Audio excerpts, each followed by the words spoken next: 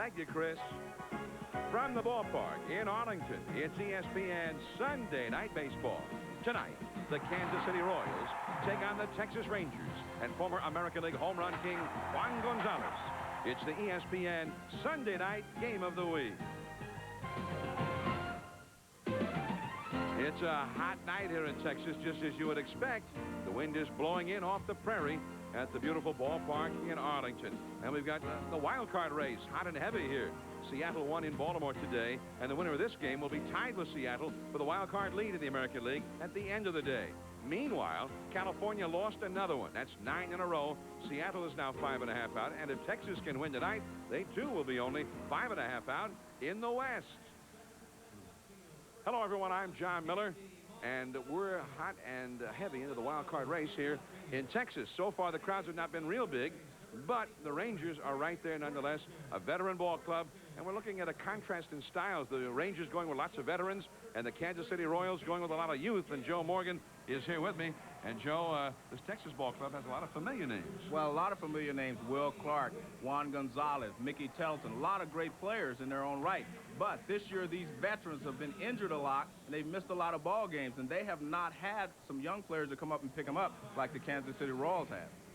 All right. Now, the Royals are going with all the youth. The only veteran in the lineup tonight, really, is Wally Joyner, and yet they are red hot. They've won 8 out of 10. And they've got some young guys that they say could be future stars. And they do have some young players that are probably going to make an impact in the next couple of years. But the real strength of this Royals team has been Gary Gaetti, who's not playing tonight, Wally Joyner, and, of course, Tom Goodwin in center field. These are the guys that have held this team together, along with Vince Coleman, who has been traded. Vince Coleman now helping hold the Mariners together in the wild card race. So we've got the young Royals and the veteran Rangers at stake, a share of the wild card lead.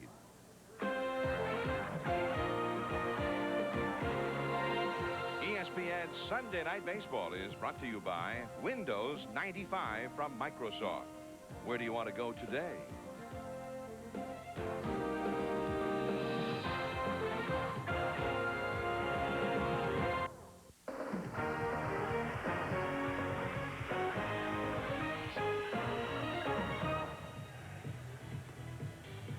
Bob Boone, the manager of the Kansas City Royals, first-year manager, managing 11 rookies currently on the roster.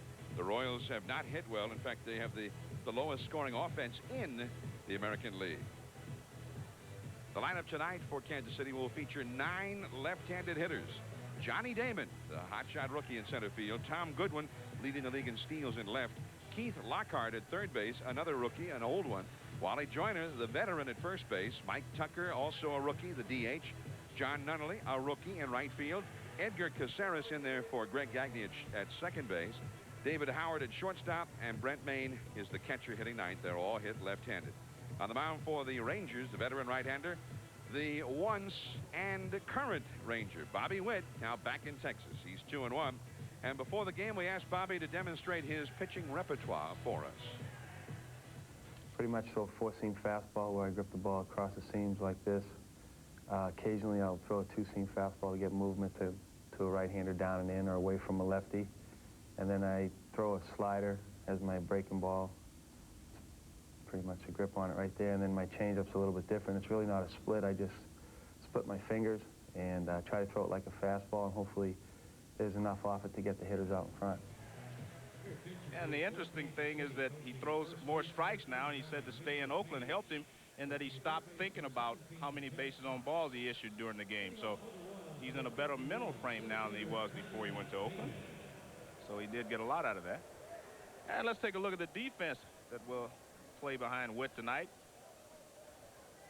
And let's especially take a look at right field, where Mickey Telton will be starting in right field. And Telton is a key performer here because he has to play because Juan Gonzalez can't play on an everyday basis because of his back. And Johnny Damon leading it off, takes a called strike, and we're underway. You see the big brace beneath the Tendleton's right pant leg. He's got torn cartilage in there. He'll need surgery on it when the season is over. But as Mickey said, hey, doesn't cut down on my speed because I had none to begin with. Johnny Damon, and everybody is universal in their praise of the possibilities for this young left-handed hitter, only 21 years of age. fastball misses. 1 ball and 2 strikes. Damon just up from Double-A ball and off to a very fine start in his young big league career. 85 at bats, 318 average. He got 4 triples already, 5 doubles and 2 home runs. And that's a foul off the left field line and back in amongst the spectators. Johnny Damon. And they say, no telling how good he can be, but they say he has the makeup, Joe. He's got the personality to be a guy who can get the most out of his ability, and they say he's got tremendous ability. Well, all the things you talked about are good, especially if in a short period of time, but the thing that I was impressed with is his on-base percentage. That tells me that he knows the strike zone, and that helps him as a hitter. Over at third base, Worthington in the dirt, and Will Clark pulls it out. Johnny Damon is retired, 1 away. Actually, a nice play there by Worthington. He got a little tricky in between hop there, and he was able to handle it. And Will Clark, who won a Gold Glove in the National League, scoops it out for him. Watch the hop right at the end here. Watch right there how it jumps at him. He makes a good catch, and now Will Clark does his thing. And a nice scoop there at first as well. And there's Dale Ford. Old Dale. Yeah, you're out. You're out of there. Here's Tom Goodwin. Switch hitter, leading the American League in steals his first full season as a big leaguer. One-time member of the Los Angeles Dodgers organization, but could never stick with the Dodgers. Had a few looks in the big leagues and always got sent out again. One year, 1990, splitting time between Bakersfield and A-ball and San Antonio and Double-A, he stole 82 bases. Will Clark has this one. Out number 2. One of the points I want to make about having 9 left-handed hitters in the lineup, well, against a right-handed pitcher, well, sometimes that can work against you in that the right-handed pitcher can get in the groove and throw the ball the same spot, pitch all of them the same way, and he can, you know, dominate them. What happens, the best lineup as far as I'm concerned is lefty, right, left, right, left, right, because the pitcher has to change his pattern every other pitch. What would be away on a right-hander obviously is in on a left-hander, so he has to change and go the other way, and sometimes that can cause him a problem. Keith Lockhart, he'd like to cause Wood a problem. Lockhart, rookie, just battled his way through a terrible slump and has started his average the other way again. He's hitting .307, 4 homers, 20 RBIs. He's a rookie because he persevered. He's 30 years old. High in the air, shallow right. Out goes Fry, the second baseman. Tettleton in to call him off, and Tettleton takes it. 3 up and 3 down for the Royals. The Rangers coming up when we get back. You're right. ESPN Sunday Night Baseball from the ballpark in Arlington, site of the 1995 All-Star game. Johnny Oates, he's kept his Rangers in the race despite some hard times, some serious injury problems. The Rangers, who used to hit great, but they didn't field so well or pitch so well this year, it's been the hitting that's been the problem. He's talking there with his pitching coach, Dick Bosman. The lineup, Otis Nixon having an outstanding year in center field. Jeff Fry, the second baseman. Will Clark, after some injury problems, has come on strong of late at first base. Juan Gonzalez, another slugger, but he's been injured a lot.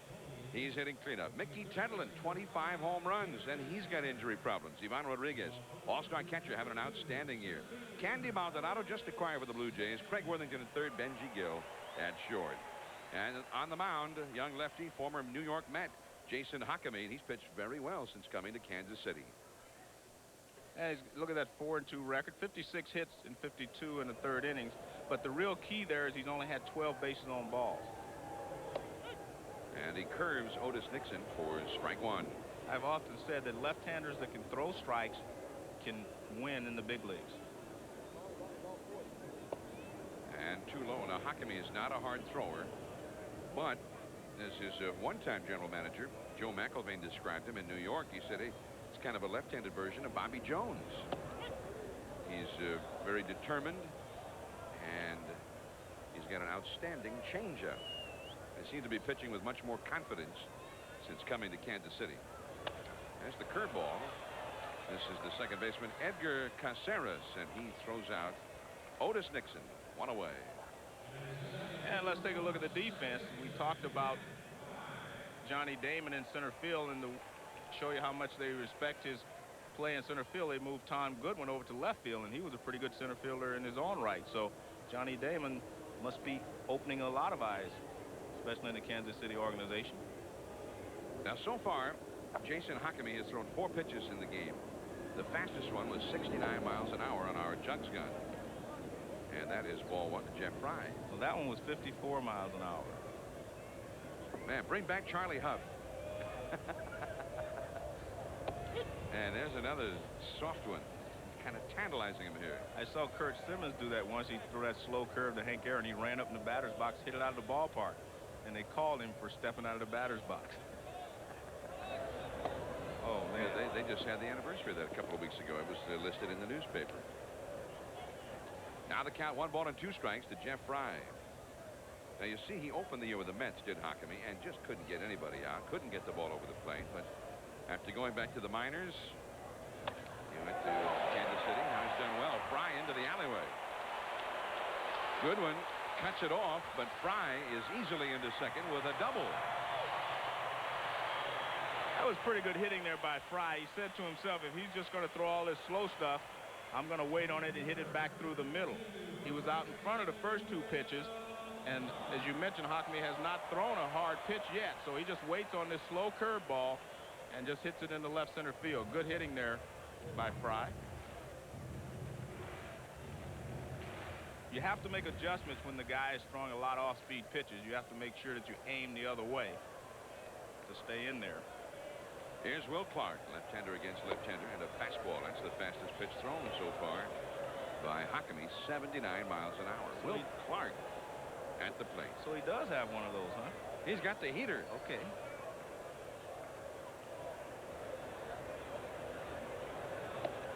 And now back to the soft one, the changeup.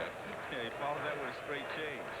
I don't know. I think our Jugs gun so far, Joe, has never seen pitches this slow. He went from 79 miles an hour on a fastball to 47 on the changeup. 47. Is that possible? Is that defying the laws of physics? Here is the second baseman, Caceres, and he throws out Will Clark with Fry moving to third. The Rangers have had problems lately. They've lost 7 of 9, even though they won last night. They've lost 7 of their last 9, and they've not been hitting well in the clutch with their men in scoring position. Now Clark is grounded out with a man at second. Now Gonzalez comes up with a man at third.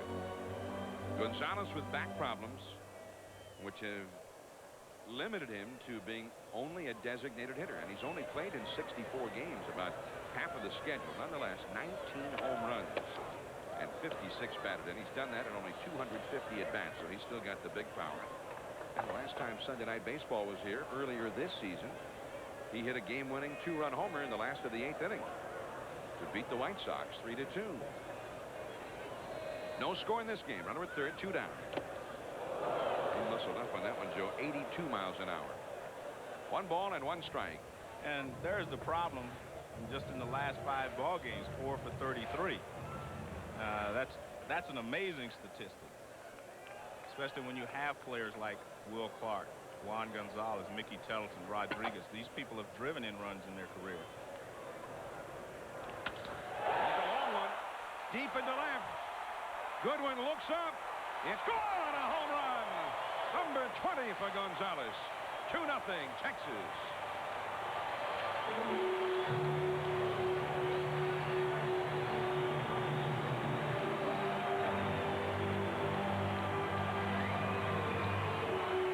Well, the mistake he made was the high fastball. He got Gonzalez to swing and miss, and then he threw one harder. He threw this one 82 miles an hour up, and Gonzalez was able to get up to it.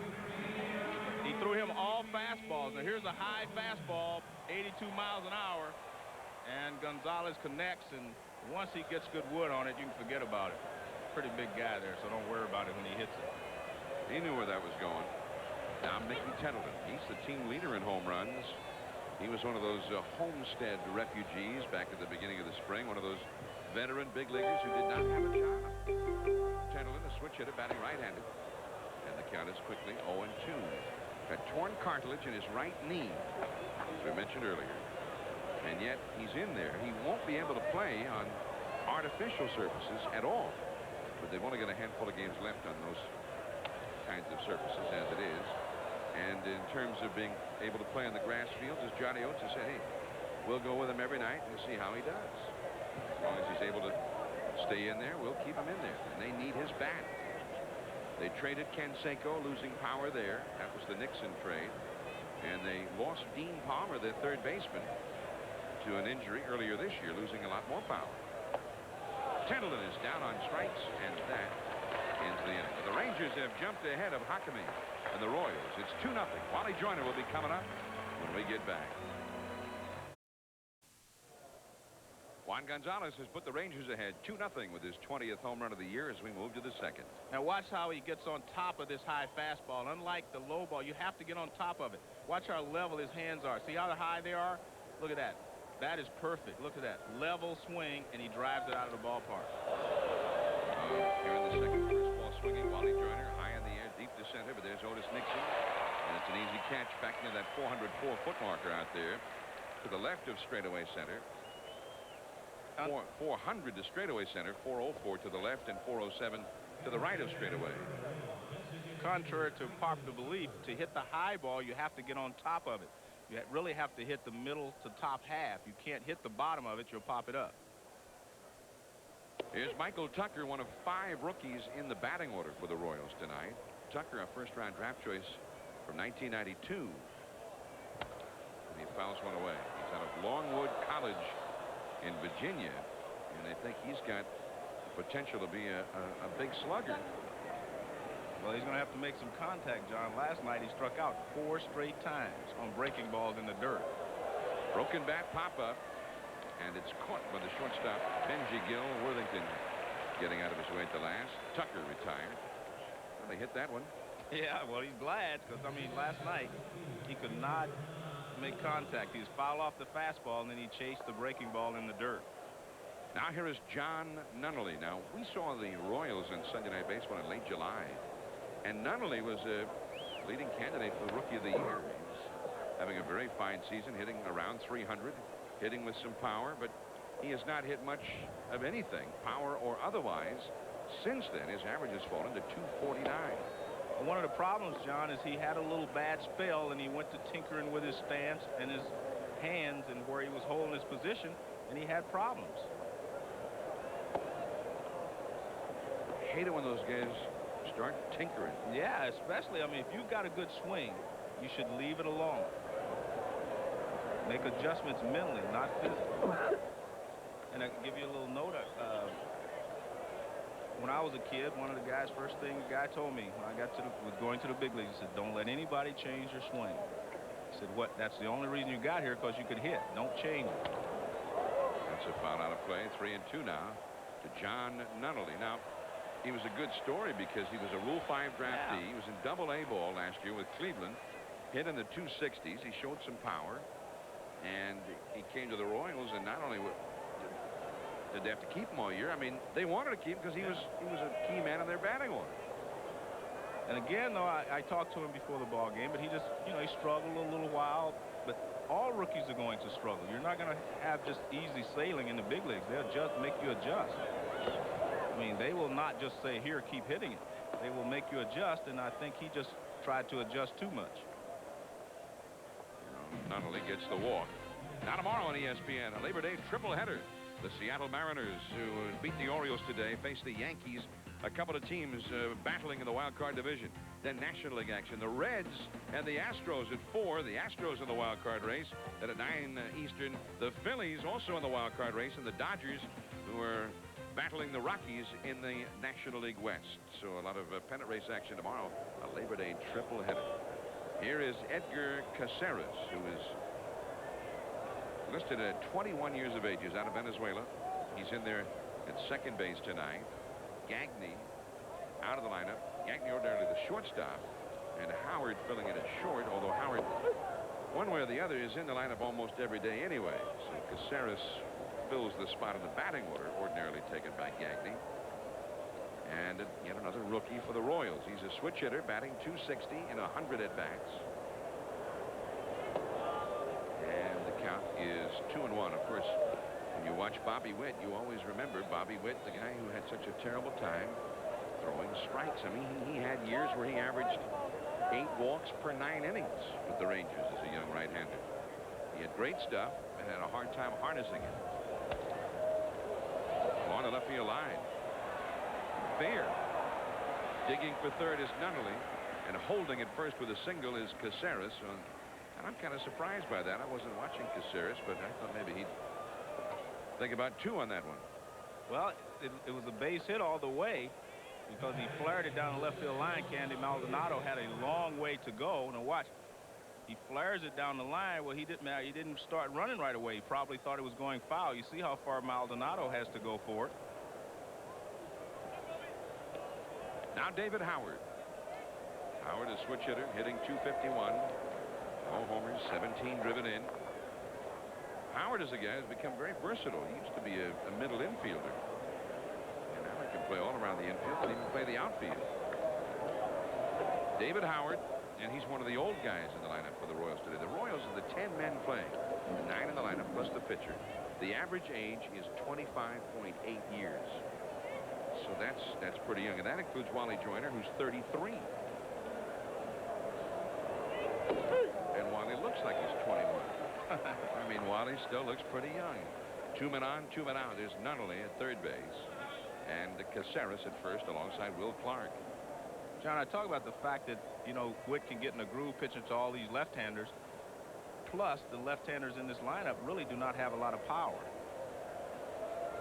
And that's a ball. 2-1. I mean, not a lot of power so far as we know, although guys like Johnny Damon and young Michael guys Tucker may end up showing some power. Right. Normally, when you're a young player, the first year or so, it takes you a couple of years before you exhibit the power that they're looking for. Nunnally is the leading home run hitter at the big league level for the year in the lineup for the Royals tonight, and he has 14. Second in this lineup is Wally Joyner, who has 9. And of course, the man who's by far and away the leading home run hitter for the Royals is on the bench tonight, Gary Gaetti, who has hit 29 home runs, nearly a third of the team's total. When you take him out of the lineup, that is quite a void. 2-2, 2 on, 2 out, and down he goes. The fastball for the strikeout. 2 men left.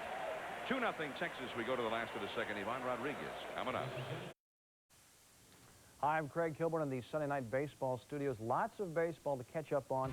Let's head out. MCI Proof Positive takes us out to Camden Yards. Mariners and the O's. Top of the 5th. Mariners down 4-2. 2 men out. Rich Amaral. Touch them all, Rich. A 3-run shot. Mariners win 9-6. They have a half-game lead in the AL wild card race. Back to John and Joe. Thanks, Greg. And here at the ballpark in Arlington, Sunday Night Baseball, 2-0. The Rangers lead the Royals, last of the second, and Ivan Rodriguez will lead it off. Rodriguez, still a very young player, and they say he's really shown signs of maturing as a ball player this year. He's got the great talent, great arm, chance to be an outstanding catcher. They say he's now taking control of the pitchers much better, confidently running a pitching staff now. And he's doing some of the little things. Of course, his new manager, longtime backup major league catcher Johnny Oates, and for that matter, his former manager Kevin Kennedy was a minor league catcher for years and years. But under Oates, and for whatever reason, maybe just because he's been around another year, Rodriguez seems to be starting to get it this year. That falls in front of Damon in center field, and Rodriguez, who came into the game hitting .319, has himself a base hit. Rodriguez has hit very well this year, and sometimes, John, we expect young players to mature too quickly. Maybe we think Rodriguez should have been better than he really was, but you have to remember it takes time to mature as a player. Here's a line drive. Damon, he got a pretty good jump on it, but he makes a good stop to keep it in front of him, and Rodriguez has a single. Now here is Candy Maldonado. You know, every time you see a team at a pennant race, all of a sudden there's Candy Maldonado. You're right. You're right. In this case, he was just traded to the Rangers by the Blue Jays just before the roster deadline. This past Thursday at midnight, the final day of August, was when rosters are frozen for the postseason. So they got Maldonado just in time.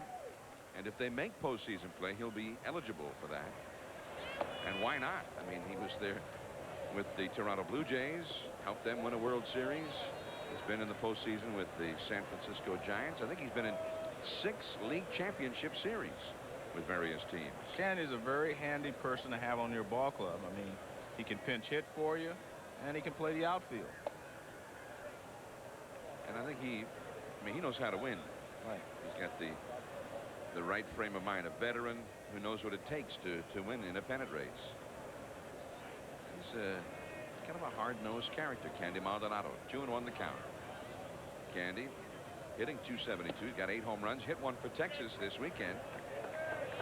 3-1 the count now from Hakimi. Now, one problem the Rangers have had as a team, which was brought out Friday night here by Tom Gordon of the Royals.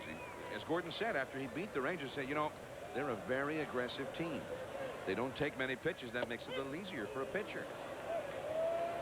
Well, 3-2 the count now to Maldonado. Candy takes strike 2 there.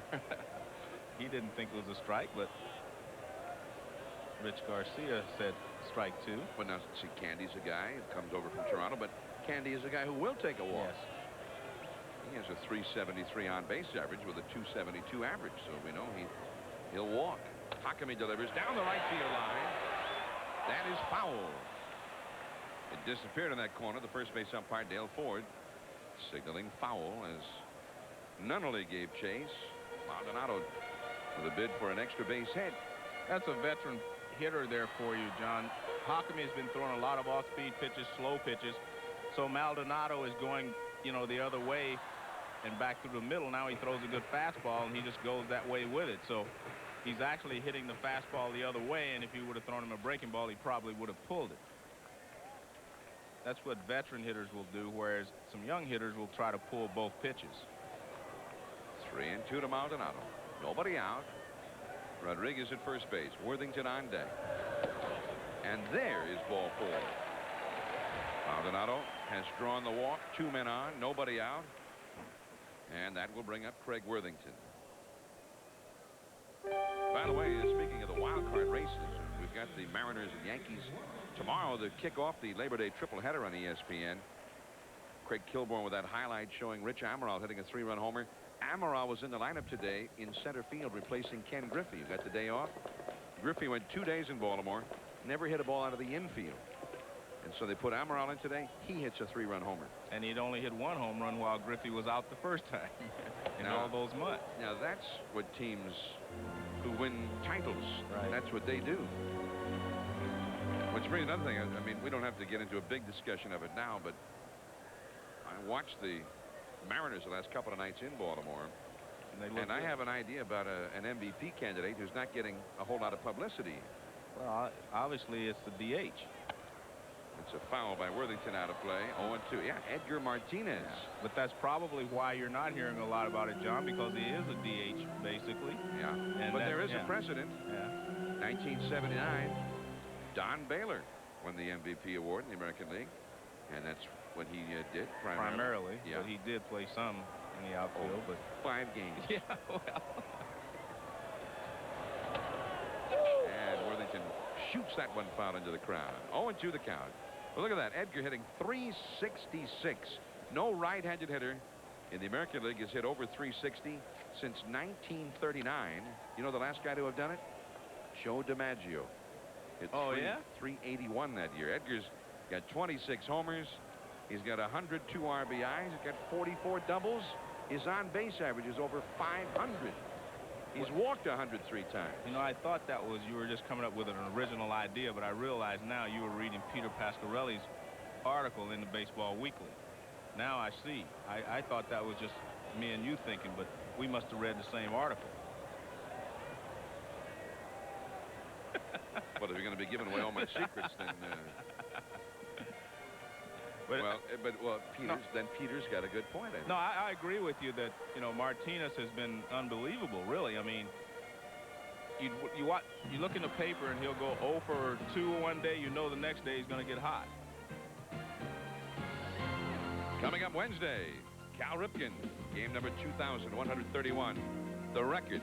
And Joe DiMaggio is scheduled to be in Baltimore Wednesday for the historic game. You'll be able to see it right here on ESPN, 7:30 Eastern, 4:30 Pacific, from Camden Yards, the Orioles and the Angels. And Cal would move ahead of Gehrig that night. 2-2 the count to Worthington. 2 men on with nobody out. Bob Boone having visited the mound. Now the catcher's going to go visit the mound. And he was just out there with Boone. Well, anyway, let's go back to the MVP. What about Mo Vaughn? I can't forget about Mo either. Well, I like Mo. Yeah, but Mo's been getting a lot of publicity. You're right. Edgar has not been getting much publicity about the MVP. I mean, Mo Vaughn with 105 RBIs leads the league. 32 homers. He's kept that average around 300. Of course, the Red Sox have a much better record than the Mariners with Mo up there leading the way. That's true. That's a foul off to the right. But on the other hand, if we're going to talk about guys like that, what about Albert Bell? Yeah. For the team with the best record in the majors, 35 homers, which leads the league, 101 RBIs, and Albert's hitting nearly 320. Yeah. And he's got 44 doubles. So there's some pretty good candidates. Some very good candidates. And the Angels with guys like Salmon and Jim Edmonds having great years. This should be 2. They got it. It was Howard to Caceres to Joyner, and Worthington hits a big double play ball at a critical moment, and all of the conversations seem to pay off, Joe. Well, this is what you call a perfect 6-4-3. Watch the big hop. Everything's perfect. Underhand shuffle. Caceres over to first base. That's like playing catch right there. That's the way you do it. So 2 down and Rodriguez at third base, and that's what's been happening all too often for the Rangers of late when they get a scoring opportunity. It seems to disintegrate in a hurry. Benji Gill, the hitter. He was off to a fast start this year, and he's been in a slump for about 3 months now. His average is at 214. In 341 at-bats, Benji has struck out 117 times. And right there you can see part of the reason why. Big swing, big long swing there. And you're not going to handle many breaking balls or off-speed pitches with that type of a long swing. I mean, look at that. 50 games. That's nearly a third of a regular full season. And he's been hitting 161 in that time. But the great thing is it has not affected him defensively. He still goes out there and plays good defense. And that's important because that's what you want from your shortstop. It's Rudy Jaramillo, the Rangers hitting instructor, who's been working some long hours with Benji Gill, trying to help him actually just start making contact. That's been the problem for Benji. He just doesn't often hit the ball. He has struck out about 36% of the time that he's had an at-bat. Foul away off to the right. 1 ball, 2 strike. Rangers 2, Royals nothing in the last of the second here at the ballpark in Arlington. Another MVP candidate whose name has been mentioned prominently, Jose Mesa. 38 saves for that Cleveland club, but for a long while he was flawless. He had 38 in a row, never blew one. That's into left center field. Damon can't get it. Goodwin will have to chase it. Rodriguez has scored. Gill is going to try for 3.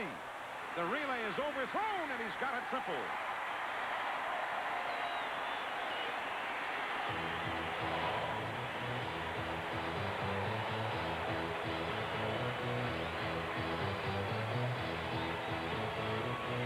Well, when he makes contact, he drives the ball pretty well.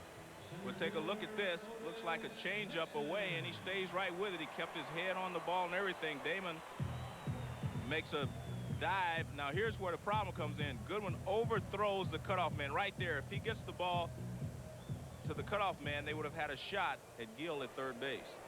But he missed the first cutoff man and took away any chance they had. So Benji Gill gets his 3rd triple of the year. Now a slow tap by Nixon, and it rolls foul. That would have been a hit and a run batted in, but it just would not stay fair. 3-0. The Rangers leading, and Otis Nixon will have to try it again. So the Rangers off to a hot start against Jason Hakame. And Hakame could have been much worse for him in this inning. He had 2 men on and nobody out. He got the double play ball by Worthington just before Gill hit the triple. This ballpark has a lot of open spaces in the outfield. It is 390 to the left center field power alley and 381 to the right center field power alley. So a lot of spaces out there. The outfielders can't catch up the balls. You're going to see a lot of triples in this park. Otis, who is an excellent bunter, he has had more bunts for hits this year than the whole Ranger team had all of last year. Well, it's a pretty good play with a runner at third and 2 outs, as long as the runner on third is aware that you might bunt and he's heads up in case you do drop it down. And that's a foul. Actually, I'll never forget, he tried to bunt. He was the last out in the World Series. Yeah, 90. Well, we missed one, so 1992. 3 years ago. He was the final batter. Mike Timlin was the pitcher, and they threw him out, and the tying run was over third base. Yes, he was trying to beat out a bunt. So he has got a lot of confidence in his ability to bunt. Liner right to the shortstop, Howard, and that is the inning. Rangers add a run. They lead 3-0 as we go to the third in Texas.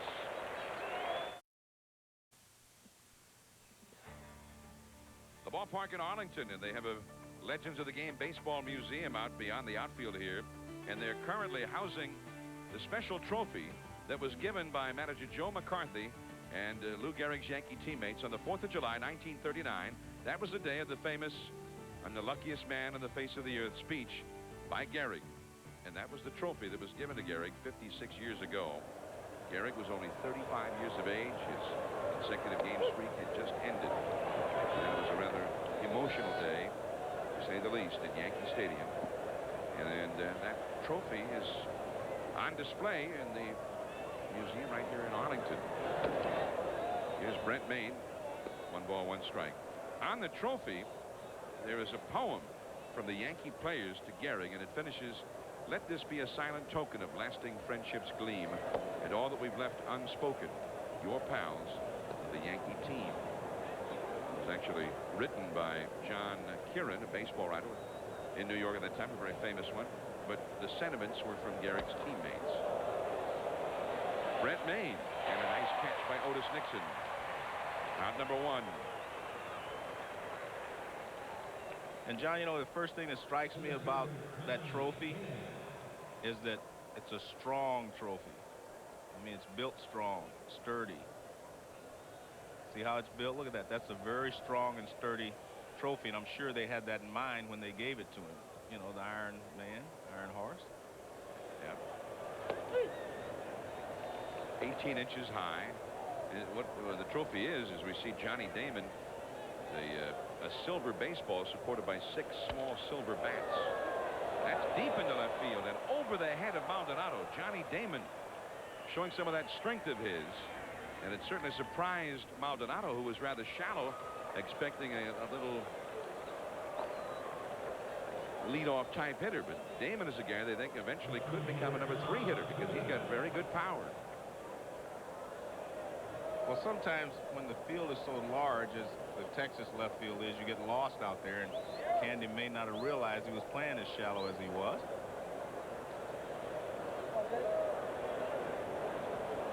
This ball is not hit that far. Actually, if you look at it, now watch where it lands, it's not really hit that far. You're just playing so shallow. See, that ball hits 60 feet from the fence. So he was playing very shallow. Now, maybe that's just right for this guy, Tom Goodwin. But Johnny Damon, he's got a .541 slugging percentage, which is what the big guys, it's the kind of slugging percentage they put out there. He's had 28 hits, and 12 of them have been for extra bases. Well, here's Tom Goodwin, the league's leading base stealer. He and Damon give them lots of speed at the top of the order.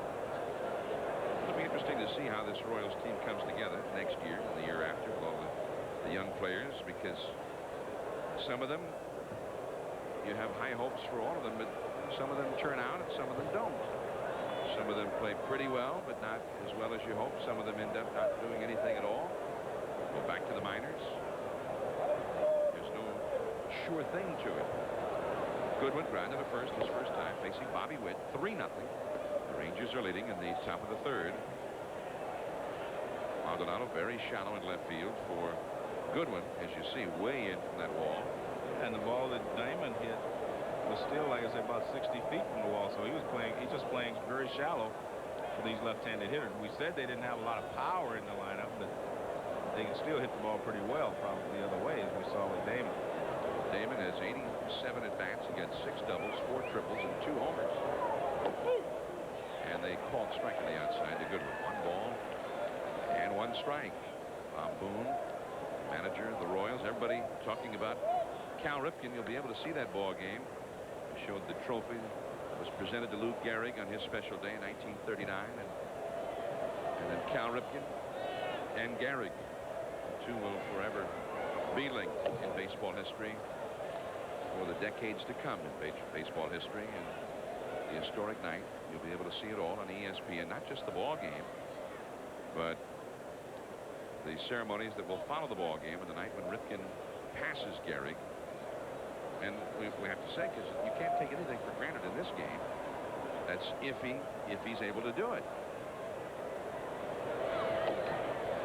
Plays tomorrow, assuming everything goes well, and he would tie Gehrig in the ball game Tuesday and would pass the Gehrig record on Wednesday. And Joe, that's one of those legendary records. You grow up in baseball with certain numbers that are sort of ingrained in your memory. 60 home runs, 56 game hitting streak, 714 homers, the 406 average by Williams, and 2130.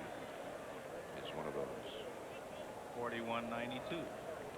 Pete Rose passing Ty Cobb on the all-time hit list. And so many of those records were all considered unbreakable.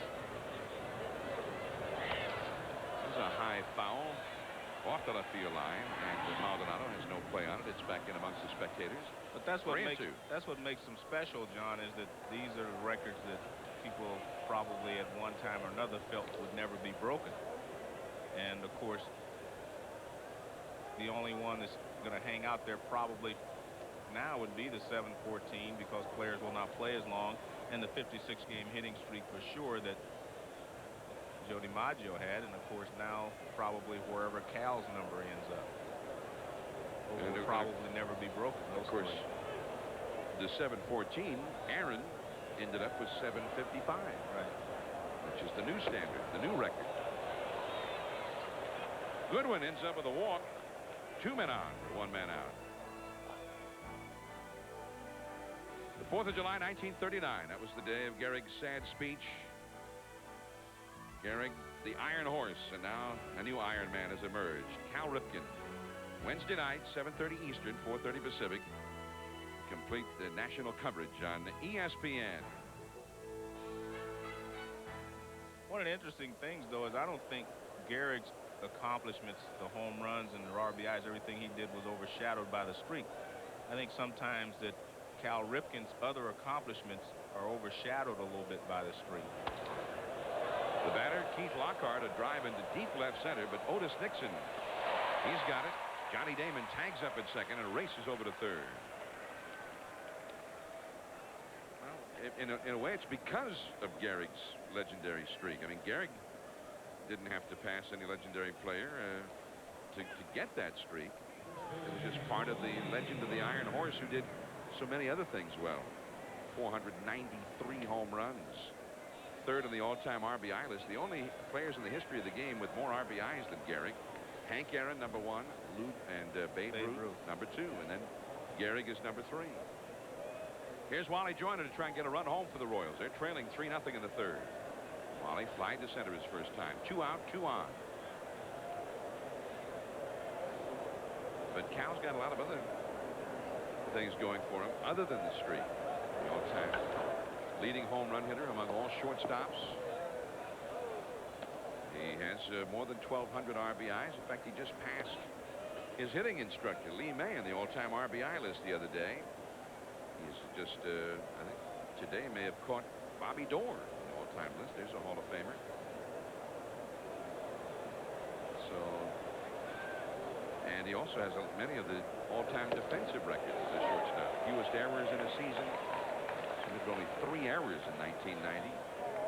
Most assists by an American League shortstop ever in a season. And he won 2 MVP awards. So Cal has been a premier player in many, many ways. I think only he and Ernie Banks. Ernie Banks was the other one that had 2 MVP awards. Banks, of course, was back-to-back. And that's a ball. 1 ball and 2 strikes. The only 2 shortstops. Yes. Robinette won 2, but his second one he won as a center fielder. Yeah.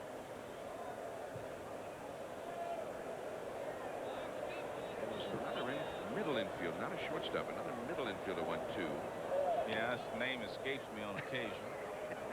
Well, not me. I'm sitting with him every Sunday. Runner going from first, and Joyner pulls one foul. Be interesting to see Joyner hit a ball in the gap right now. A good one with all of that speed. The runner at first. Damon with lots of speed at third base. The count to Wally Joyner. 1 ball and 2 strikes. Joyner having one of his best RBI years in many years. Driven in 72 runs for the Royals. Second best on the team. Bobby Witt delivers. Fastball is outside. 2-2. And Witt wanted that pitch. He stared in a long time at Rich Garcia. Garcia said it was away. Let's see if Rodriguez moves it. Yeah, he moves it a little bit. And Goodwin back to the bag at first. Goodwin has 39 steals this year, most in the league. Although he's been caught 17 times. That's not a good percentage for a, guy that's supposedly a real good base stealer. There he goes. Inside, and Rodriguez. Well, the ball was called strike 3, so it doesn't matter. The inning has ended. And Wally Joyner's getting into it with Richie Garcia at home plate. He didn't think so. 2 men left for the Royals. Still 3-0 Texas. Will Clark will be coming up second when we get back.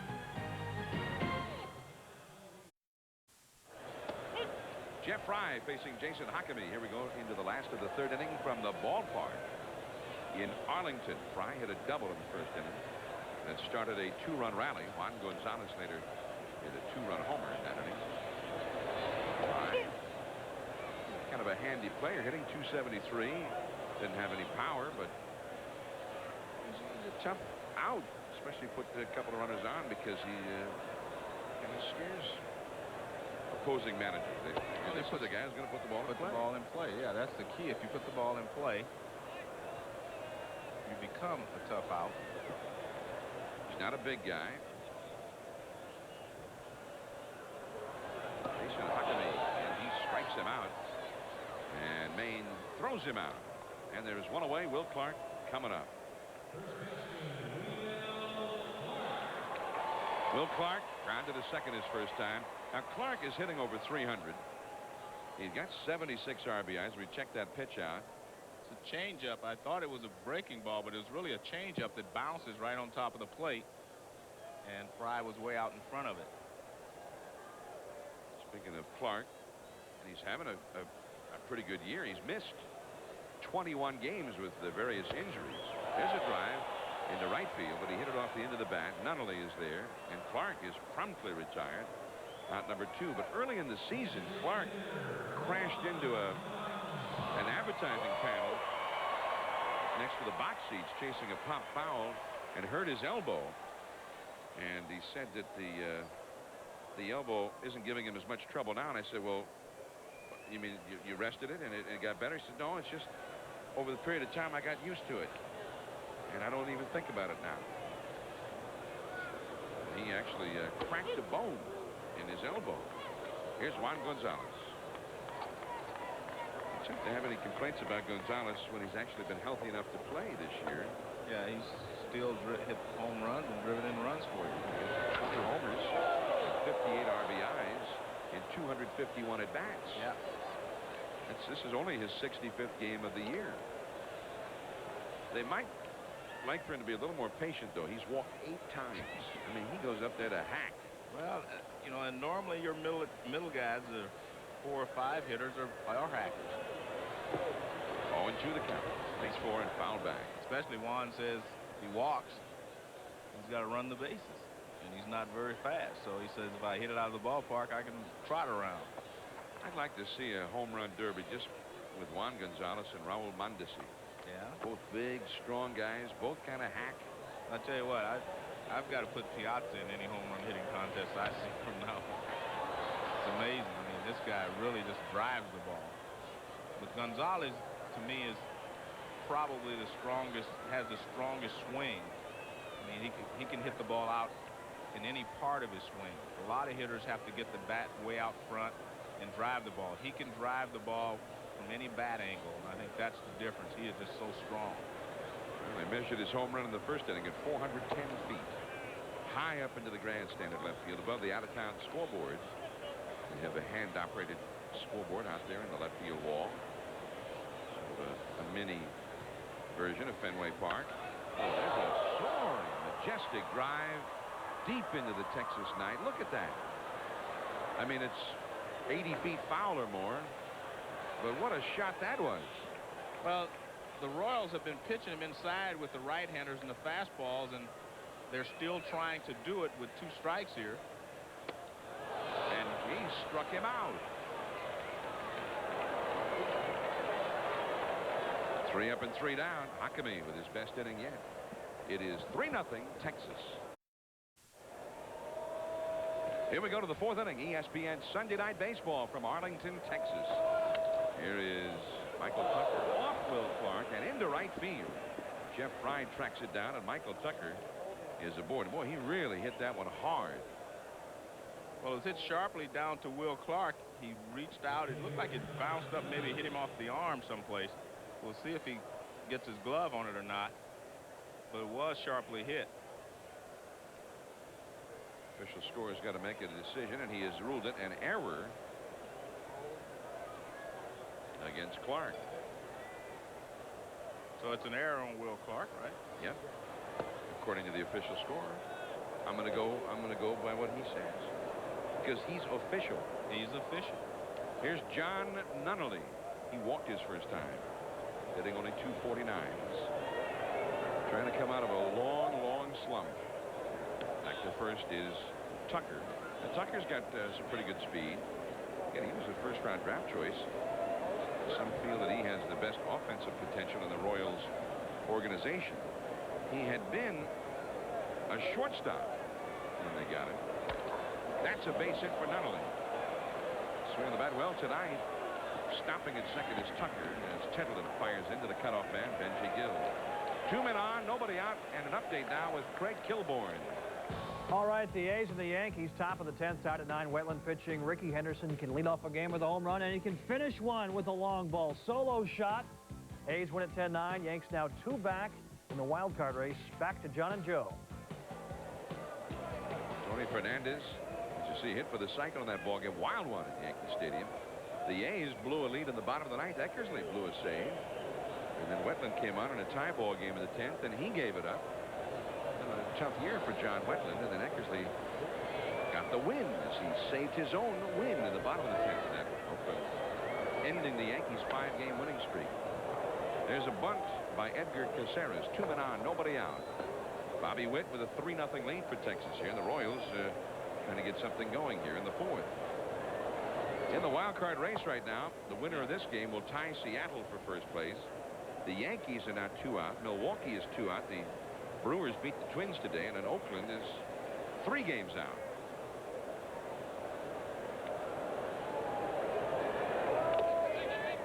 The Royals lead the American League in sacrifice bunts. That one a foul, and it hit Ivan Rodriguez, and that one hurts.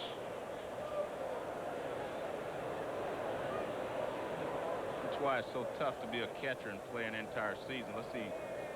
Looks like it gets him on the inside of the left knee. And that's why, I mean, you get so many bumps and bruises over the course of a season. And the fans give him a little round of applause. Got to be tough to be a catcher. 0-2 the count to Edgar Caceres. Yeah, you never see any catchers on any consecutive game lists. No. No, you're right. You got to be tough to be a catcher. And you also have to be pretty physical. You have to be pretty big. 0-2 the count. And the runners will have to hold. Rodriguez knocked that one down. Bobby Witt got a great hard slider. split-fingered pitch. Fastball and the split finger. He says his split finger actually is for a changeup, though, so it's not the same as a lot of the splitters that we see. And that's surprising, too, because he did play in Oakland, and they use that as a changeup, more of a forkball or a splitter. He doesn't quite grip it as a splitter. He just splits his fingers. High in the air. That might have been his splitter right there. Hit foul out of play down the right field line. 1 ball and 2 strikes. Right fielder Mickey Tedlin giving chase. And there's his grip. See, that's a changeup, he calls it. It's not a splitter. Is when you get the ball kind of in between your fingers just a little bit. Not all the way in, but just a little bit. 1 and 2 to Caceres. David Howard is on deck.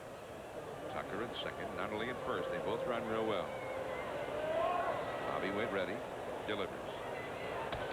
Right back to Witt. Goes to Gill, and Gill's glove into center field. Tucker will score. That was a double play ball. And Witt made the poor throw, but I was surprised that Gill did not come up with it at least to get the 1 out. Well, it appeared to me that Gill was just trying to make the double play and may have looked up too quickly. But it was not a good throw from Witt. Now, let's see what he does. He grabs the ball. He does everything properly. He takes the crow hop. He just throws it behind him. You see that Gill was looking for the runner. He was actually going to catch the ball, avoid the runner, and then throw it to first base, and he misses it. Now watch Gill. Now watch, the ball is there. He can still be able to catch this. But he's trying to find the runner as he's catching the ball. And they give the shortstop the error. Well, and I think that he earned it. Yes, he definitely earned it. So it is 3-1 for Texas. Here's the bunt by Howard right out in front of the plate. They're going to let it drop. Now they get 1 at second. Back to nope. Throw back to first. Well, the problem was the third baseman came charging all the way in. What Rodriguez wanted to do was let the ball drop, go to third, and then to second, and that's the way to get the double play. It's tougher to get it on the runner because the hitter, because when he pops it up, he automatically runs. But the other 2 runners would have had to stay put. But see, here comes the third baseman, Worthington. See, he charges. There's no reason for him to come in here. Now he tries to get back, but it's too late, and the only place, see, you could see the runner from second wasn't even close to third, and they could have gone third to second if Worthington would have been in his spot. Yeah, I just don't get it at all. I mean, the third baseman's job is to stay back. Yeah, but he thought I don't know, he just automatically came in, but that's why Rodriguez dropped it. He wanted to go third to second, and it would have worked. The batter is Brent Maine down the left field line. If it's fair, it's trouble. Fair! And it's up into the crowd for the automatic double. Coming in to score is Nunnally. Howard will have to stop at third, and Maine has the double, and it is 3-2, and we're watching the Rangers self-destructing here in the 4th inning. The one thing I'm noticing is these balls that are flared down the line, they're all staying fair. Usually the ball will curve foul, and that one hits right on the line and bounces into the stands. But normally from a left-handed hitter, when you hit a ball down the left field line, it will slice more. The 2 balls we've seen hit that way right down the line, they just float down there and drop in fair. There's Dick Bosman out talking to Bobby Witt. I'm sure he's just trying to calm him down. Well, number 1, you have Gill, who's got to get the 1 out. I mean, that's a young mistake, right? Right. And he doesn't get any outs, because he was in his eagerness to get the double play. And of course, it was a bad throw by Witt to start with. Then you got a great heads-up play by Rodriguez. And where's Craig Worthington going? I mean, they want him to stay back for a force out anyway in a bunt. And he comes charging in. So, and of course, don't forget the inning started with the error to Will Clark on the ground ball by Tucker. So it's like you said, they're self-destructing here in the man. Here in the 4th inning. And here's Johnny Damon, one of the outstanding members of the Royals youth. Base hit. The tying run scores. That's Howard. Here comes Maine, and he will be held up. As you see Tevlin fired into the catcher. Tie ball game. Johnny Damon with his 2nd consecutive hit. Well, Witt tries to get out in front, throws him a fastball. That is right in the middle of the plate and up.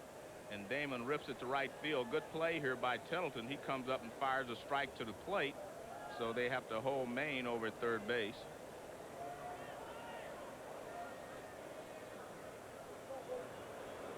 Not Tom Goodwin, and Damon is a threat to run from first base. Goodwin's going to be tough to double up. There's one. Gill back to first. Double play. They were able to turn it against a very fast man, and no further damage will be done. It's tied at 3. Tettleton coming up. 3-3 last of the fourth inning. Tough inning for Benji Gill as he made the error on the would-be double play ball. Well, he just watch him again. You'll watch him look up. Now, here's the throw. It is behind him, but he has to make sure to throw. See, he's getting out of the way of the runner already. And, you know, sometimes when you come in, you know, you're all upset. And sometimes you just have to let your frustrations go. And it's happened to anyone that plays the infield. If you play the infield, you're going to make some errors. Shortstop's a tough position to play. Mickey Tettleton, the hitter, against Jason Hakami. So Hakami taken off the hook, at least for the moment. There's that throw. He's very frustrated. But, hey, it's a learning experience. Exactly. He's a young guy. And it's even more frustrating because, as we said, he has not been hitting, so he doesn't want that to affect his defense, and it hasn't so far. It's just one of those errors that you make over the course of a season.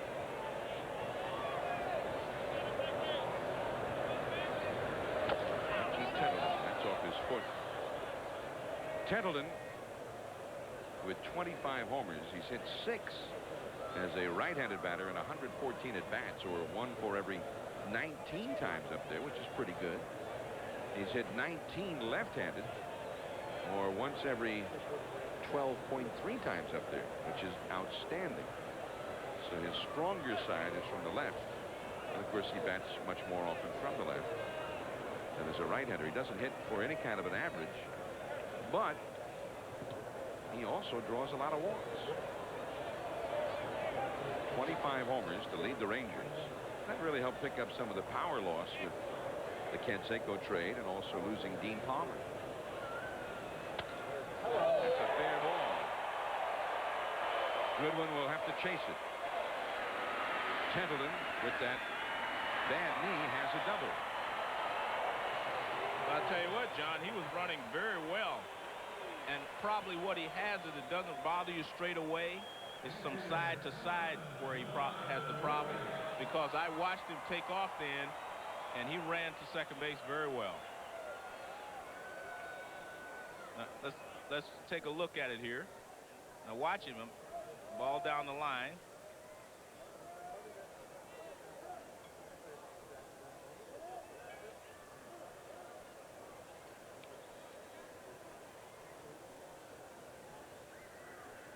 Tettleton able to beat it out, and meanwhile, it looks like Jason Hakami might have hurt himself. Manager Bob Boone out there to have a look, along with Richie Garcia, the plate umpire, and that will not be charged as a visit to the mound. The Royals will get the bullpen busy now. Hipólito Pichardo, a right-hander, will start to warm up. Well, I guess the big question with Tettleton, after he runs hard like that, as you see Pichardo in the bullpen for the Royals, the question is, how much does that take out of Tettleton? You know, does he give him trouble now for the rest of this ball game?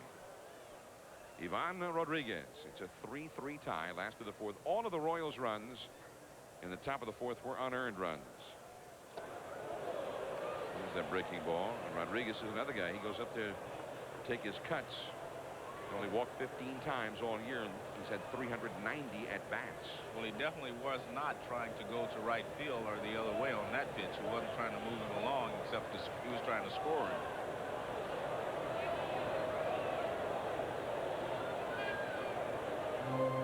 Rodriguez, who made I thought a real heads-up play with 2 men on, nobody out in the first half of this inning, letting the bunt drop. But it's a smart play. Runners are at first and second now, so it's an easy force out, and it's not an infield fly on a bunt. There's no such thing. You can see the runner from third was just barely away from second, and when the way to make the play is to go third to second, because both of those runners would have had to have held up until the ball dropped. So it was a smart play by Rodriguez. It was just Worthington from third had charged down too far to get back. Rodriguez bunts at it and misses. Strike two. Rodriguez didn't feel he could hit the ball the other way, so the next best thing is to drop down a bunt. You know, going back to that bunt play, I just don't understand what Worthington was thinking. I mean, you want him to stay back. Yes, but I think he just kind of went blank, John, to be perfectly honest with you. He probably just went blank because he thought that Rodriguez was going to catch it. But it's one of those things that if it happened in the next inning, he would do it properly. I mean, the rule of thumb on that is the pitcher tries to field a bunt on the ground on the third base side so the guy can stay back. Right. I Well, mean, the point every is you stay scenario back you stay unless back. the ball is bunted towards you and you have to come get it. You're right. 1-2 now to Rodriguez. So if the ball's not bunted toward the third baseman, he should not charge. Well, and you just don't see that play very often. I mean, most guys, I think, either don't think of letting it drop or just are afraid to let it drop.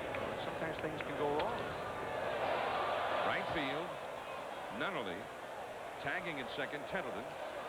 Here comes the throw. And he's in there. Good hustle by Tettleton. He's still running pretty well. I tell you what, he's running better than I've seen him in a long time. I mean, he gets over there pretty quickly because pretty good throw here by Nunnally, and the ball was not that deep. Now watch, we'll see this, of course, in slow motion, but Tettleton is actually moving very well here.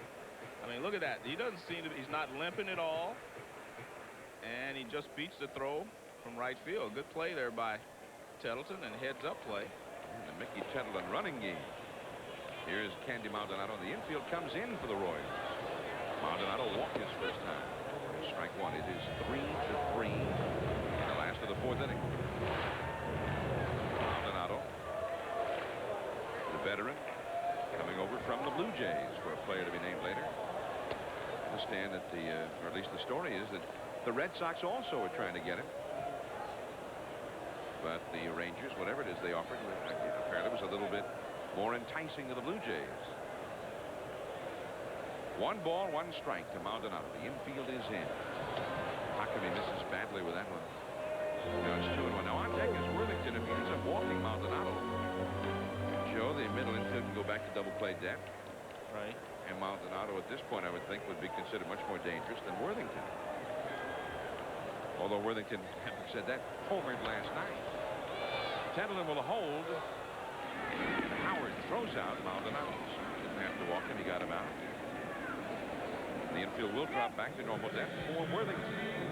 He hit a double play his first time. Well, that was good pitching there by Huckabee. What he did was he got behind and then he just threw him a changeup, a dead fish kind of changeup, and said, if you want to hit it, go ahead and swing. You're not going to be able to drive it, and Candy hit a chopper to shortstop. Craig Worthington, for a long while, it looked like he was going to be the third baseman for years to come for the Baltimore Orioles. He came up 1989 with a Baltimore club that had one of the greatest turnarounds in history. They went from 107 losses to being in the pennant race until the final weekend of the year. And Worthington in '89 drove in 70 runs, hitting 7 and 8 most of the year. Pretty good in the clutch. Well, Huckabee is out of there. He threw 1 pitch to Worthington, and Bob Boone immediately out of the dugout, and he is called to the bullpen for Hipólito Pichardo. And unofficially, Huckabee was 71 pitches already in this game. He struggled. Runner at third, 2 down. Pichardo coming on to face Worthington. It's 3-3, and we'll be back.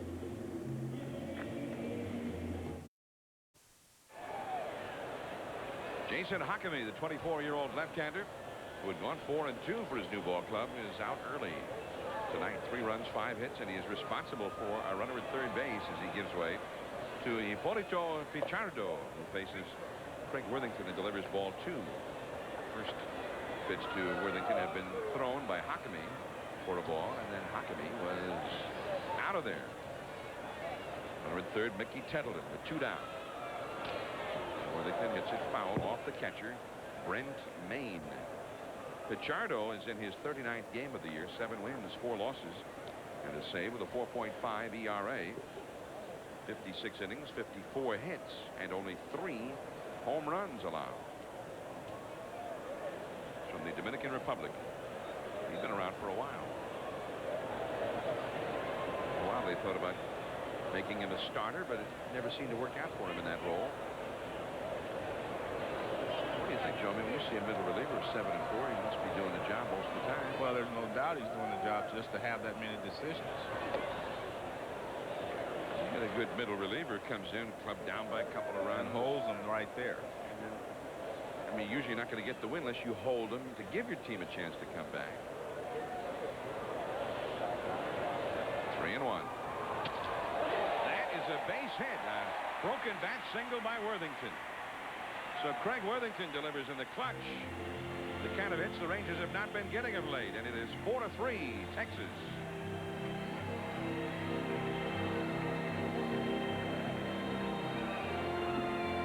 Well, this is a fastball in, and he jams him a little bit, but he gets enough of it to drive it through the infield, and he gets a base hit. Good hitting there by Worthington. And unlike the past 5 games, the Rangers are hitting with 2 outs, doing it in the clutch here. All 4 of their runs have scored with 2 down. Now here is Benji Gill. He drove in a run with a triple. Back in the second, he has a big cut, and he fouls it back. It's 0-1. This guy, I mean, he goes up there trying to hit it downtown, doesn't he? He does not get cheated. I mean, I don't think you will see him trying to hit a soft single to right. He's letting it go. And one way you like that, John, you like aggressiveness in a young hitter, but you like to be able to temper it just a little bit. And I don't think Gill is able to do that. He's got one way, and that's full speed with his swing. And as you mentioned, Jaramillo is trying to work with him and try to cut down on his strikeouts.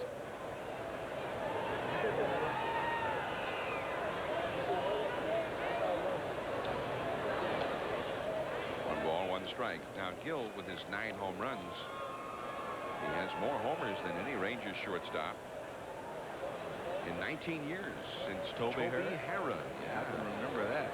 Toby could lead. Toby had some big years with the Rangers.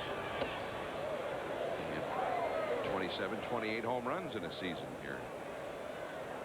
Ended up going to Cleveland and hit a lot of home runs there too. In fact, they moved him to third base in Cleveland. And then he came back here. He managed the Rangers for a short period of time. Came back as a player and hit leadoff for the Rangers one year. He did a good job at that. He did a lot of things well. He was a guy who got a lot of walks. He stole some bases. At the time of the mid-70s, he was the biggest star in this Rangers club. 1977 was the year the Rangers had their best year. Even to this day, it was their best year. I mean, they didn't win anything, but they won 94 games that year. And Harrah was the leading home run man in that club. Little tap up the first base side. Pichardo! They lost it. Benji Gill gets an infield single.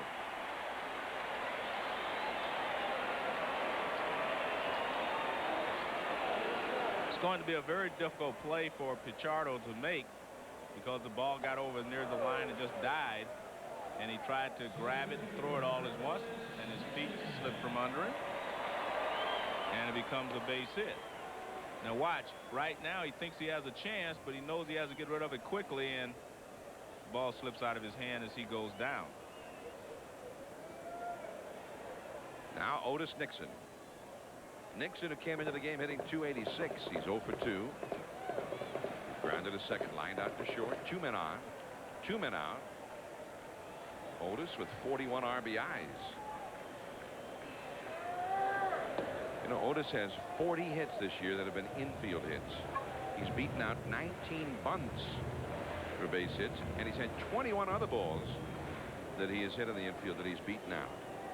41 RBI is a good number for a leadoff hitter, though. It's a good number. Yeah, especially for a guy with all those infield hits. There's a high fly ball hit pretty well out into center field, but caught by Johnny Damon, and that is the inning. Rangers back ahead, leading 4-3. Lockhart, then Joyner and Tucker when we get back for Kansas City.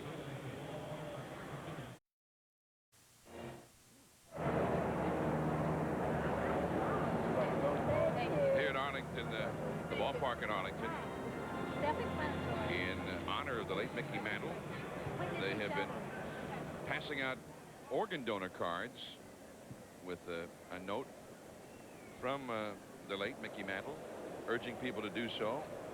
They passed out some 30,000 of these cards saying join Mickey's team to support organ and tissue donation. This donor card is the most important card that you carry in. Apparently there was an incredible surge in people calling the organ donor centers to sign up after Mickey Mantle had his transplant operation. And it will be forever part of the legacy of Mickey Mantle, who lived in this area in Dallas for many, many years. 1 ball, 1 strike to Keith Lockhart, and he's got a base hit. Lockhart, the third place hitter, a 300 hitter in his rookie season. He's a 30-year-old rookie. And he's got his first hit of this game against Bobby Witt, and that will bring up Wally Joyner. 4-3, the Rangers leading the Royals here in the top of the 5th. The Royals have won 8 of their last 10 games. It looked like that they had given up. They let Coleman go, Chris James go. They traded Pat Borders. They brought up all of these rookies. And then all of a sudden they have 11 rookies on the roster right now. And as you mentioned, they've played very well with the rookies. Sometimes you get a mixture of rookies with the veterans that they have, the Gaettis, the Joyners, and Goodwin, you can consider him a veteran. There's Gary Gaetti on the bench with his 29 home runs. And you get the right mixture, and it can work very well for you. And obviously, they have the right mixture. The question for them in the offseason will be how much of the starting pitching that they have will they be able to retain. I guess Mark Gubazar will become a free agent. Gubazar's pitched very well for them this year. Tom Gordon. Kevin Apier's 113. Those three have given them a very strong threesome in the rotation. And that's a ball. 2-1 the count to Wally Joyner, who's 0 for 2 in the game. In my opinion, it's a little bit unfortunate that they decided to try to 4-man rotation this year when they didn't have a full spring training and to get them accustomed to it, because now they may not ever try it again. That's first by Rodriguez. Rodriguez with a great arm, and he is a potent weapon in this Ranger ball club. And the amazing thing about this, John, is there's a left-handed hitter up there, and he has to throw around the hitter, and he still comes up firing. Look at this. He steps behind him and fires to first base. You don't see many catchers throw to first base with a left-handed hitter standing in there. There goes Lockhart. The throw to second. Gill there. He's out. No surprise. Rodriguez is just the toughest catcher in the league against whom to steal a base. Well, he was just warming up. He fired to first base to keep his arm warm, and they decided they would test him. And he just fires a strike to second base. And watch how quickly he comes out of there. One step and gets rid of it. Right on the money. And you're out. Actually, it reminds me a little bit of Johnny Bench. He gets one step and it's gone. Well, for the year now, as Joyner fouls it away, the count is 3-2. He has thrown out 27 of the 62 who've tried to steal against him. And there you see it. He's including the one he just got, 27 now out of 62. 43% of the guys who attempted to steal. That's a high drive deep into right field. Way back there. It is tied up. Wally Joyner has hit one out of the ballpark. Joyner with his 10th home run of the year. It is 4-4.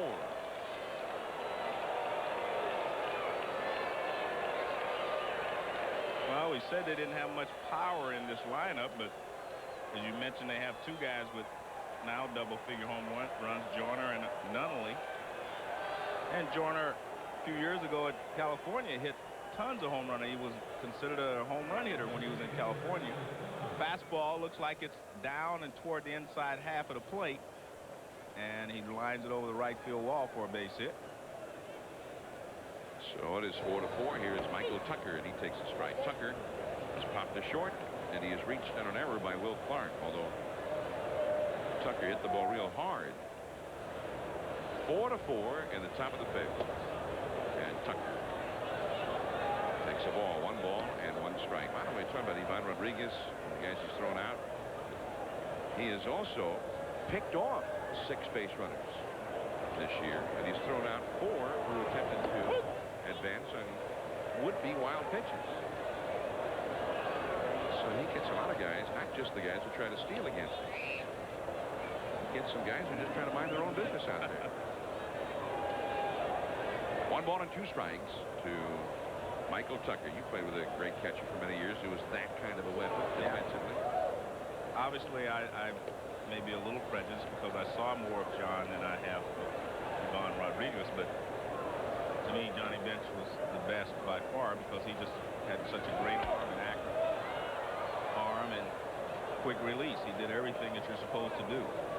And I'm sure one of these days people will be comparing the two of them.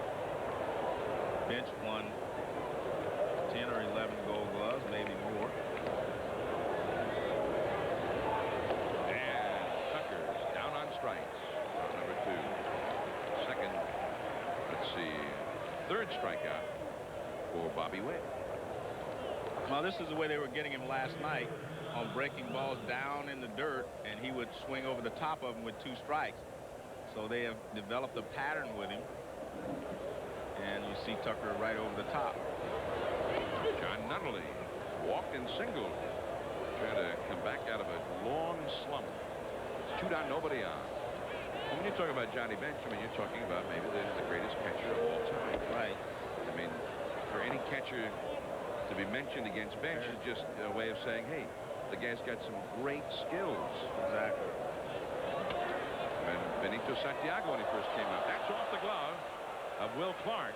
And Nunnally thought about going to second, but Mickey Tettleton hustling in, and he keeps Nunnally at first. Let's see how they score that one. Well, I think they're going to have to score it as a base hit because he did go down on his knees, and he did try to keep it on the infield. This ball is hit pretty sharply. You see Will trying to knock it down, and it hits off of his glove and goes in the shallow right field. I think they're going to score it as a base hit, and it is scored as a base hit. So that's the 3rd hit of the inning, the 8th hit of the game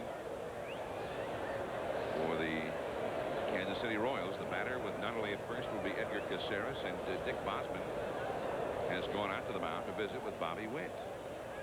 I remember somebody was talking about comparing another catcher to Johnny Bench, and Sparky Anderson's great quote was, "Don't embarrass the kid by trying to compare him to Johnny Bench." He said he's simply the best.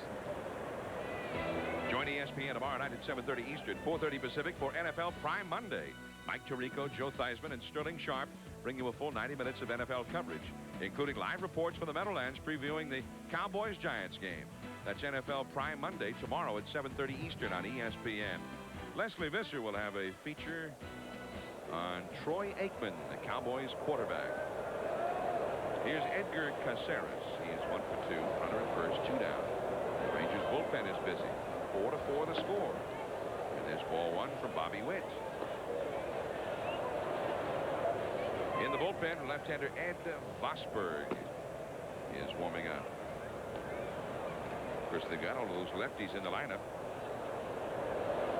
3 switch hitters and 6 lefties. That's a foul. Wally Joyner with a home run to tie this ball game. Double checking, by the way, the Royals have 7 lefties and just the 2 switch hitters in the batting order tonight.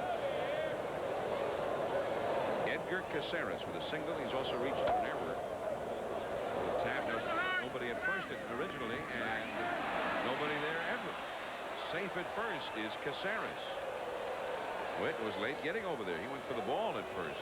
Well, Witt can blame some of the other defensive problems on their teammates, but this one was his. When that ball is hit, if you can't get it, you're supposed to go right to first base. Now he starts, all right, you can't get it right there. Now he decides to go, but it's a half a step too late, and you see he misses the bag. And see, he starts right after the ball. Now he decides to go and actually slows up. But watch, when he gets there, he misses first base. So Edgar Caceres gets an infield hit. Runners at first and second. 2 down. A base hit could put the Royals ahead. Here's David Howard. The Royals rookies have 7 hits in this game. Howard into left center field. On the run, Otis Nixon. He's there. And that ends the inning. 4-4 as we go to the last of the 5th. Fry, Clark, and Gonzalez coming up. ESPN Sunday Night Baseball from Arlington, Texas. John Miller, Joe Morgan with you. Happy Labor Day weekend. If you're heading back home tomorrow sometime, please drive safely and try to catch at least part of the big Labor Day triple-header. It's the Mariners and the Yankees. Ken Griffey Jr., Don Mattingly, 1 o'clock Eastern. Then the Cincinnati Reds. They are flying. They face the Astros, who are in that wild card race, at 4 p.m. Then the Phillies, also in the wild card battle, facing the Los Angeles Dodgers, who are in the run for the top spot in the National League West. That's 9 Eastern, 6 Pacific. All of the games subject to blackouts. Check your local listings. Here we go into the last of the 5th inning. The Rangers coming up with Jeff Fry. He'd like to get on base in front of the power. Will Clark on deck, and then Juan Gonzalez. There's that National League wild card. The Dodgers by a half game over Houston, 1 over Philadelphia. And the Cubs are right there, and San Diego's right there. You think if I take off my rent-a-car tonight and drive to L.A., I can get there in time for that game? You better. All right. I'm counting on you, man. Okay. I'm going to be tuning in at 9 Eastern, and you better be there. That's all I can say. Jeff Fry 0 for 2, a 1-hopper to third. And Lockhart throws him out. Fry is now 1 for 3, and that will bring up Will Clark.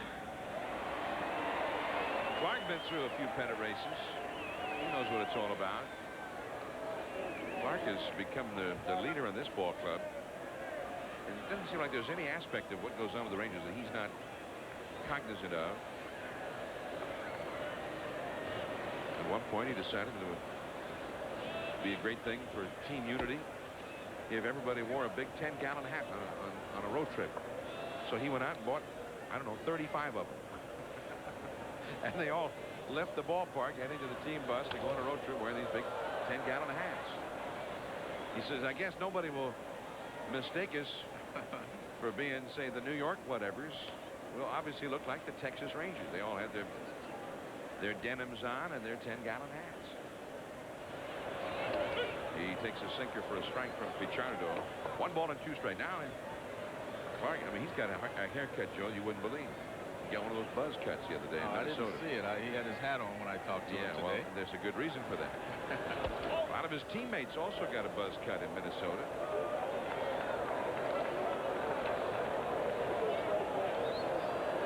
Two and 2 to Clark.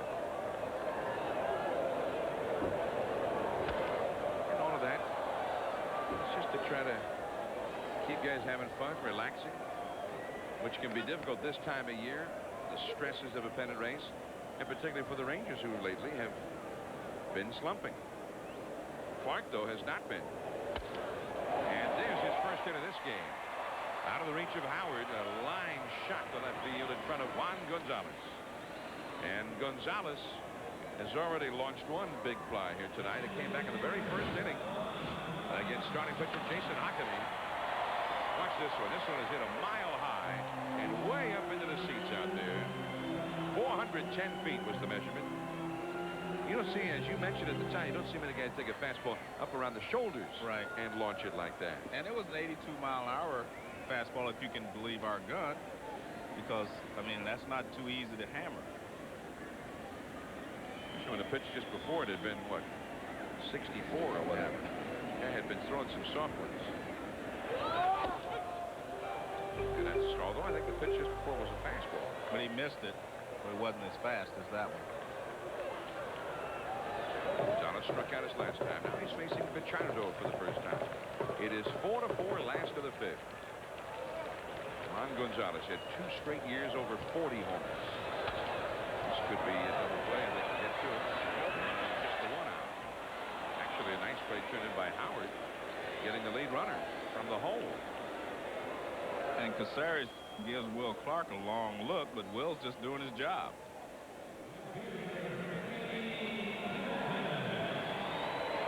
Now watch, this is not an easy play. It's actually a pretty nice play by Howard.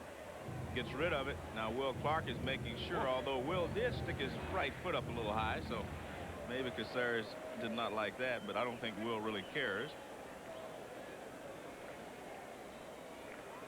Will says you're not going to complete the double play, and that's it. Is Mickey Tettleton.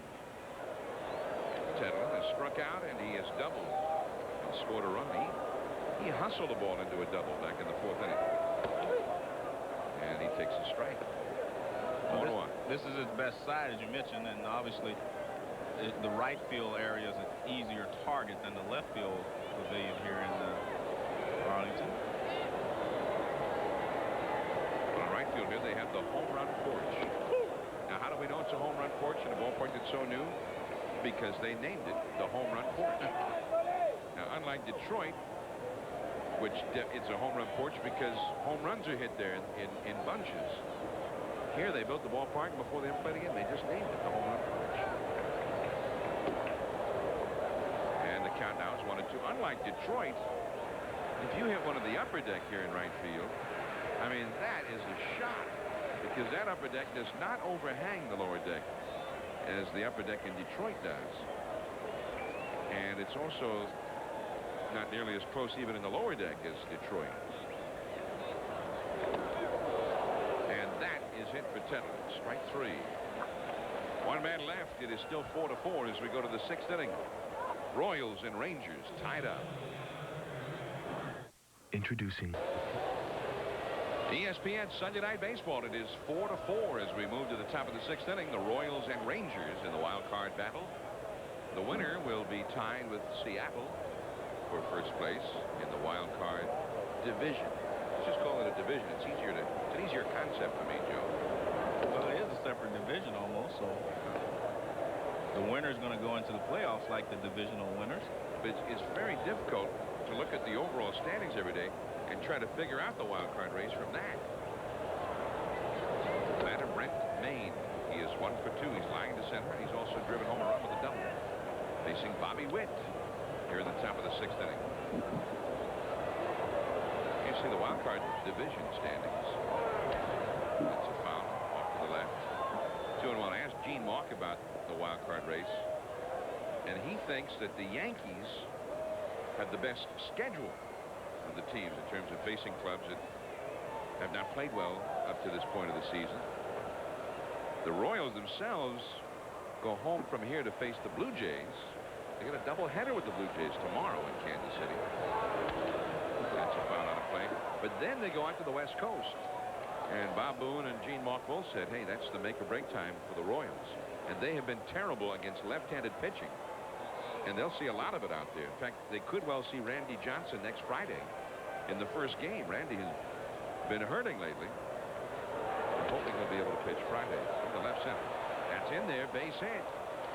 In front of Maldonado, and Maine has his second hit of the game against Bobby Witt.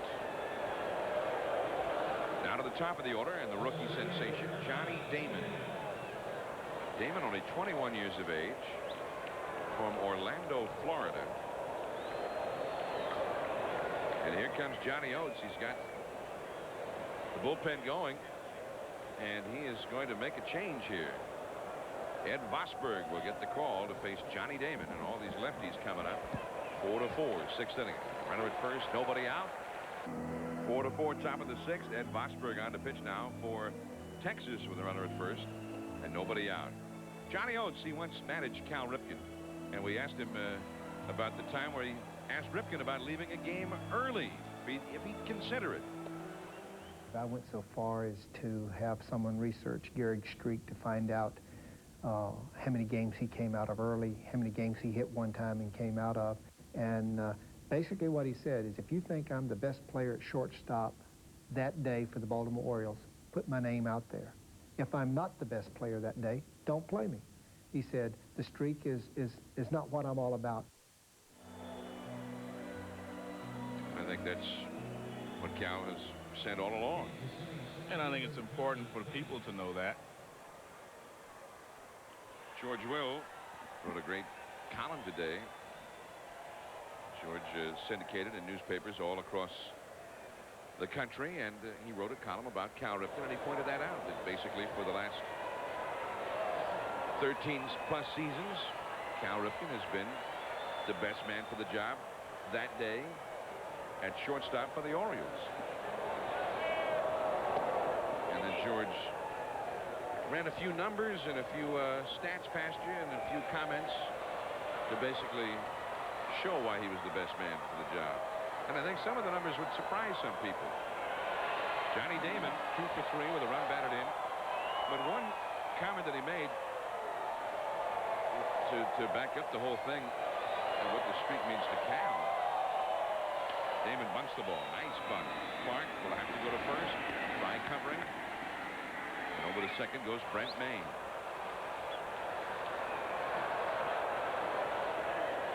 Johnny Damon can do it all. That's the point I was going to make here, John. I mean, a lot of young players can't bunt. They can't sacrifice.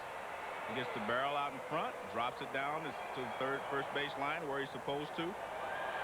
So maybe this kid is fundamentally sound as he moves the runner into scoring position. I guess they're going to bring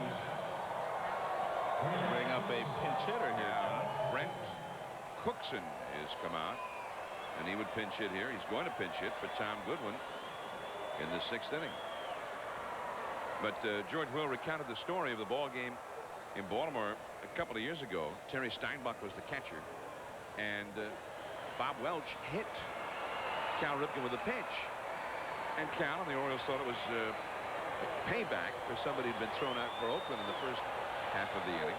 Well, Cal moved up to second base on a ground out, and then tried to score on a base hit to right, and he slammed into Steinbach and knocked him halfway to the backstop. Cal was out. Steinbach held the ball. But Steinbach also had to leave the game. Cookson has a base hit. Coming in to score is Mayne, and just like that, the Royals have gone ahead 5-4.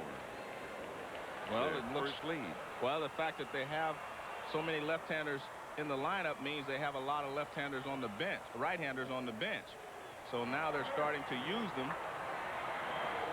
And you see Cookson here. This is off the end of the bat. He breaks his bat, but he gets enough of it to get it over the infield for a base hit.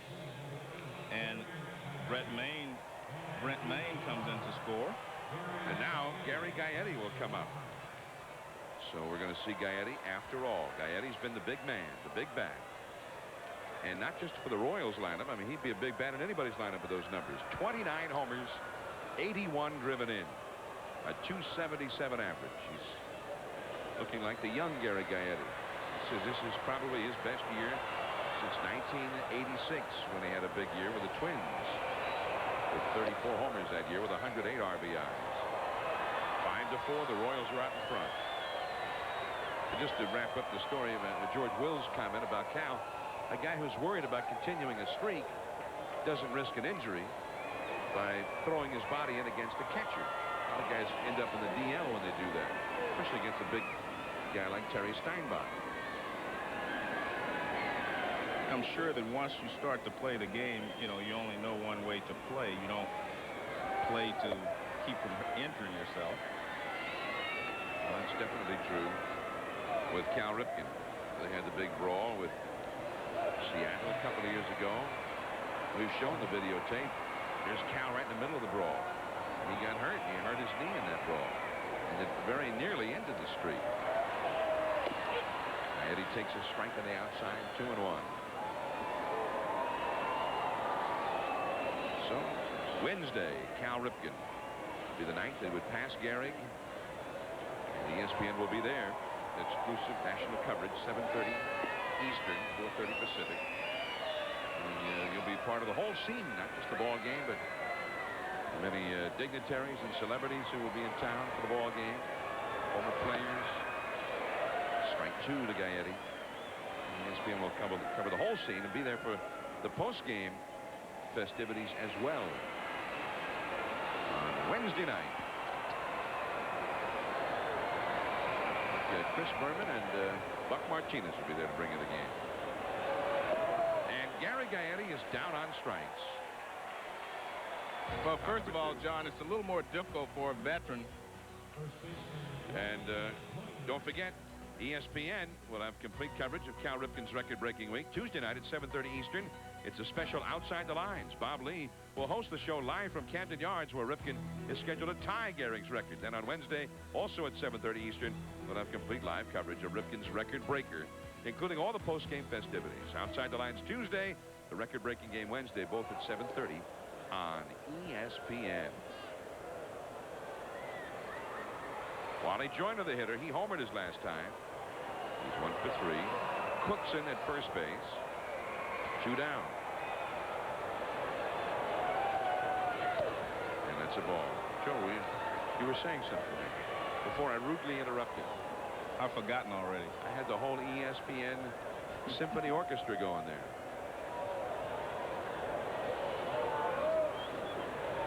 5-4.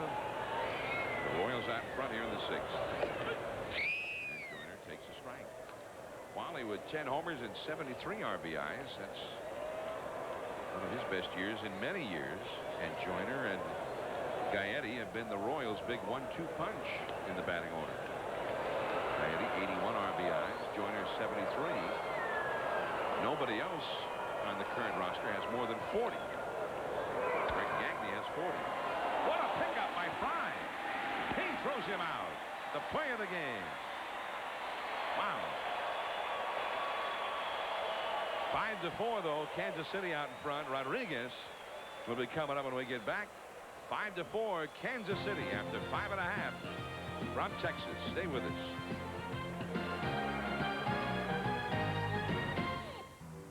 I'm John Miller along with Joe Morgan, and we're watching the young Kansas City Royals are out in front here 5-4, and indeed 8 hits for the Royals from the rookies as they face the veteran Rangers here. Well, Bobby, Witt actually pitched very well, John, but errors were his undoing. But the Royals are putting the ball in play. That's one thing that I like. They're putting the ball in play. The young players are not trying to do too much. They're not over swinging, hitting the ball the other way.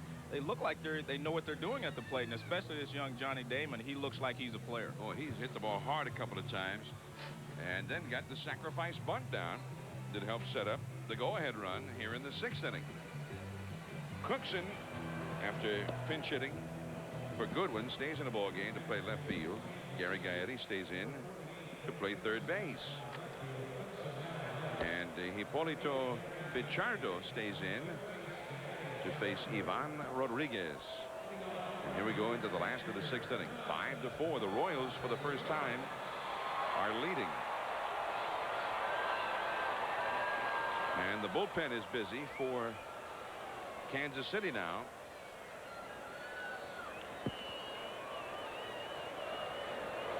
John, this is one of those situations you were talking about for Pichardo with his 7-4 record. He came in and they were behind, and now they've tied the score and gone ahead while he's still pitching. So he can get the win if he's able to hold them for the rest of the way, or if the Royals are able to hold them for the remainder of the game. Rodriguez, that's a foul ball. He has a single and a run scored, and he is flied out to right field. Left-hander Billy Brewer warming up in the Kansas City bullpen. So he'll be ready if needed.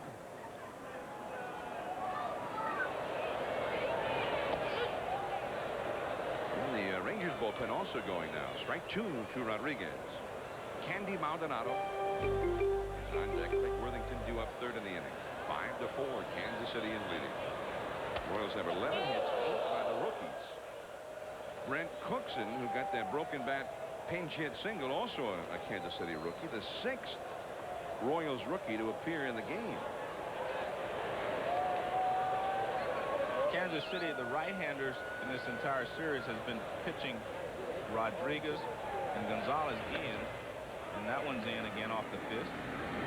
And Caceres throws out Rodriguez, one away. Now they decided they were going to stay in tight on them, and they've been able to do that. You see this pitch here is in, also up and in, and Rodriguez slaps it to second base.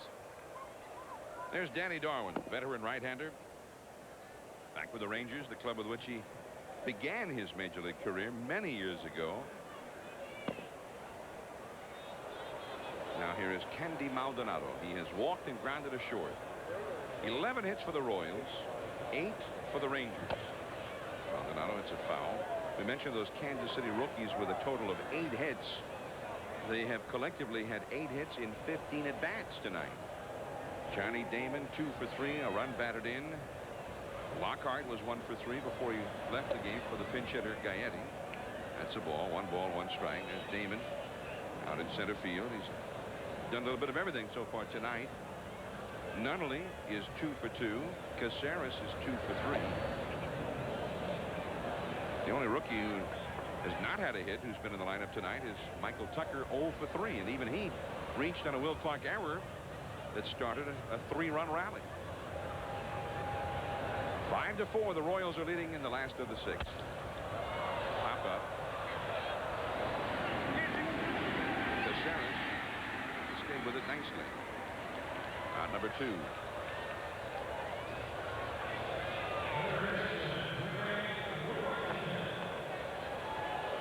So here is Craig Worthington, who was hit into a double play, and then he singled home a run back in the 4th inning, a run that at the time put the Rangers ahead.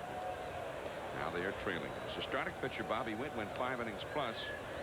He gave up 5 runs, but only 2 of them were earned. The big inning of this game was the 3-run 4th for the Royals.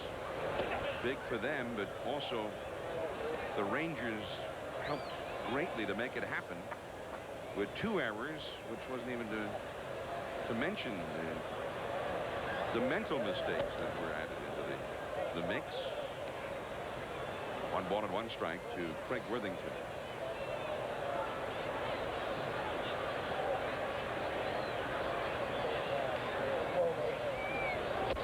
Worthington, one of the many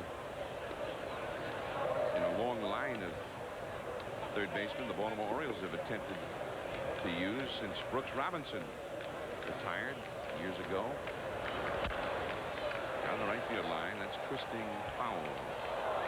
When he drove in 70 runs as a rookie in 1989, they thought, well, man, this guy hits well in the clutch. He seems to know how to drive in runs. And then the next year, he started out in a slump and never got it going. Significantly, that next year, 1990, was another one of those years with a short spring after a lockout in that case. And Worthington's had a hard time getting his career back on track ever since. He's bounced around in the minor leagues for a number of years now. Spent a little bit of time with Cincinnati this year. Now the Rangers have picked him up. I've always wondered if the reason they moved Cal to shortstop was to get him away from that shadow of Brooks Robinson when he was young.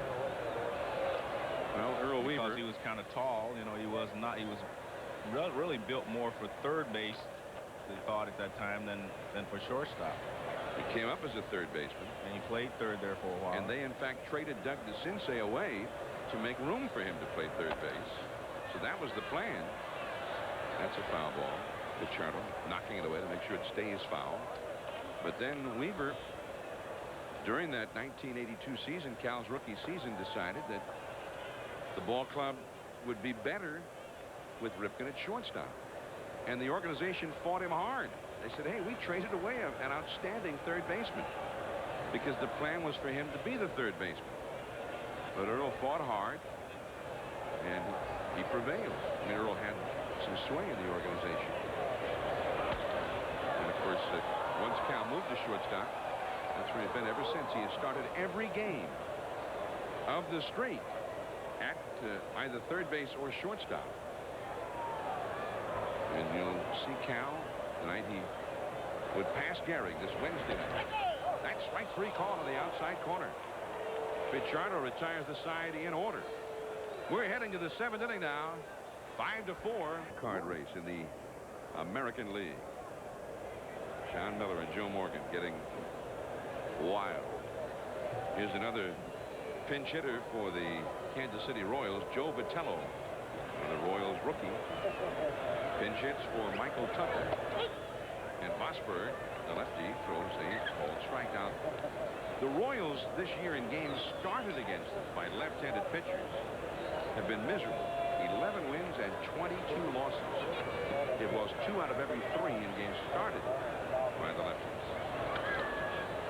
And there's a foul back out of play against the right-handers. They're 13 games over 500. So this has been the problem for them. And then when they get to the West Coast next week, they'll be facing a lot of lefties. Maybe Randy Johnson next weekend in Seattle. Oakland's got a couple of young lefties pitching real well. Doug Johns and the other guy, Wojciechowski. And, of course, California's got 4 lefties in their rotation. Langston, Finley, Abbott, and Brian Anderson. If they're going to stay in the race, that'll probably decide for them if they'll be in there or not all the way to the end. The Rangers, meanwhile, they seem to have a pretty good schedule. Except for Texas, the problem has been that they've gone back into a slump here lately. Losing 7 of their last 9. But in the final month of the year, they play a lot of clubs who are below 500. The White Sox, Blue Jays, Detroit. Then they finish up the year against their brethren in the West. That's very high to Vitello. 2-2. They finish up with Seattle, California, Oakland, and Seattle again. So the Rangers will be able to help determine their own viability as a contender. If they can stay close until those final 2 weeks, they'll go head-to-head with everybody. 2-2 with Vitello. Hard to ask for more this time of year.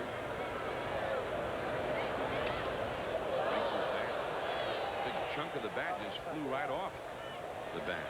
I actually believe that Texas is at a disadvantage because they play so many games here in the heat.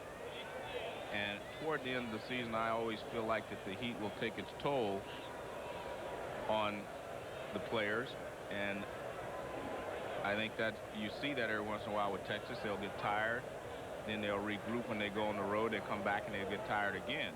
And I think that's for people said that was a problem they had in Chicago a lot of years, playing so many day games that it wears you down. But no one's ever been able to prove that. But that is one of the theories of why the Texas Rangers have always struggled at the end of the season. It's because of the heat. Joe Vitello, a native New Englander from the Boston area, went to the University of Alabama, hit .395 in his junior year for the Crimson Tide. Strike 3 call on the inside corner. Vitello did not care for that call.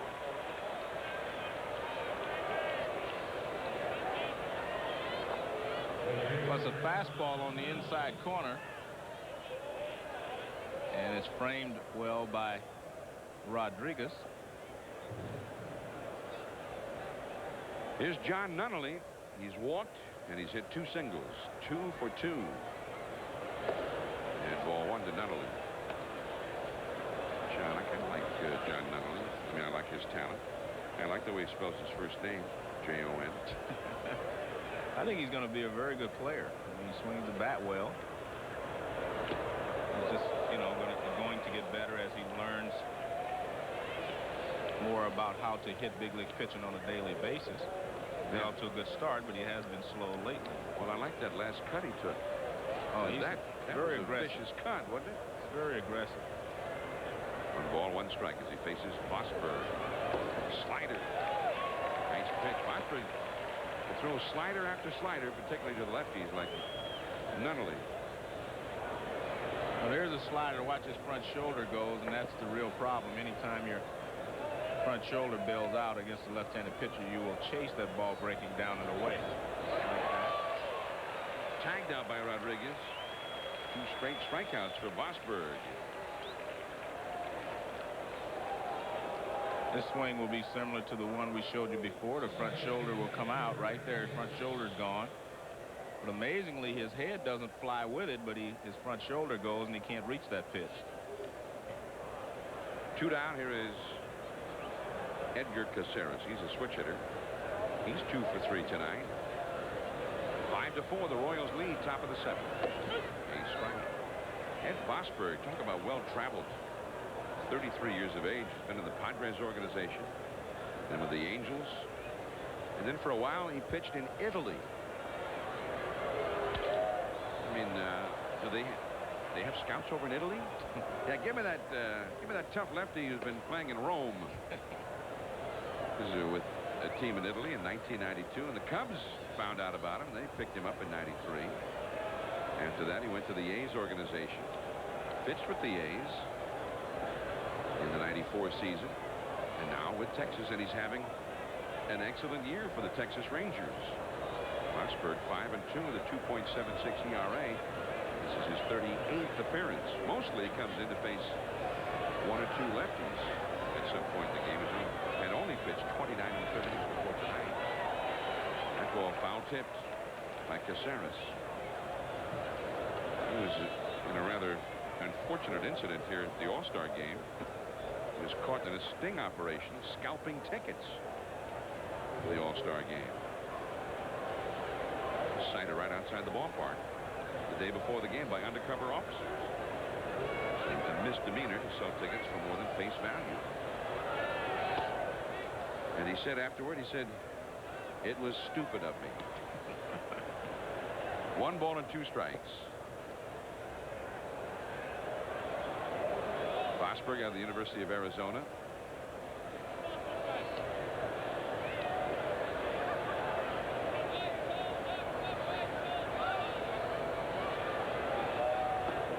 Slider in the dirt. 2-2 the count. He said he was just trying to, he had some relatives that came from out of town, and they were just trying to recoup expenses by scalping the tickets. He said, now that I think about it, though, it was stupid of me. There's a slider, and he struck him out. Well, he strikes out the side. Very smart of him, I thought. We go to the last of the 7th. Final. ESPN Sunday Night Baseball is brought to you by the more than 1,000 AutoZone stores across America. AutoZone, the best parts in auto parts.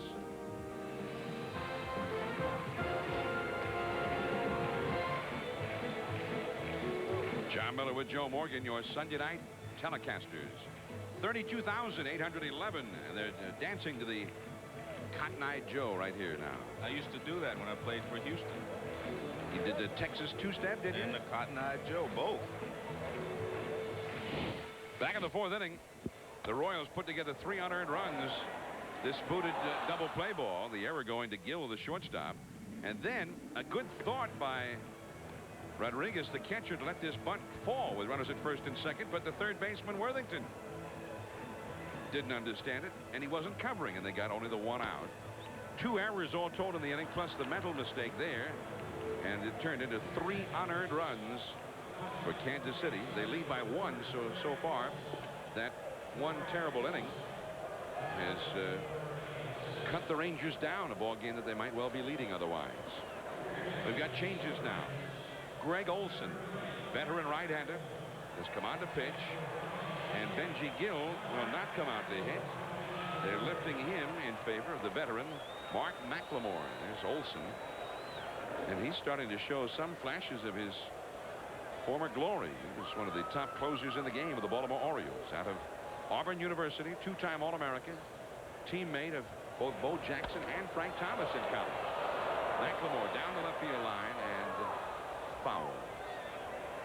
McLemore, a switch hitter, hitting .268, 3 homers, 36 batted in, and he runs real well.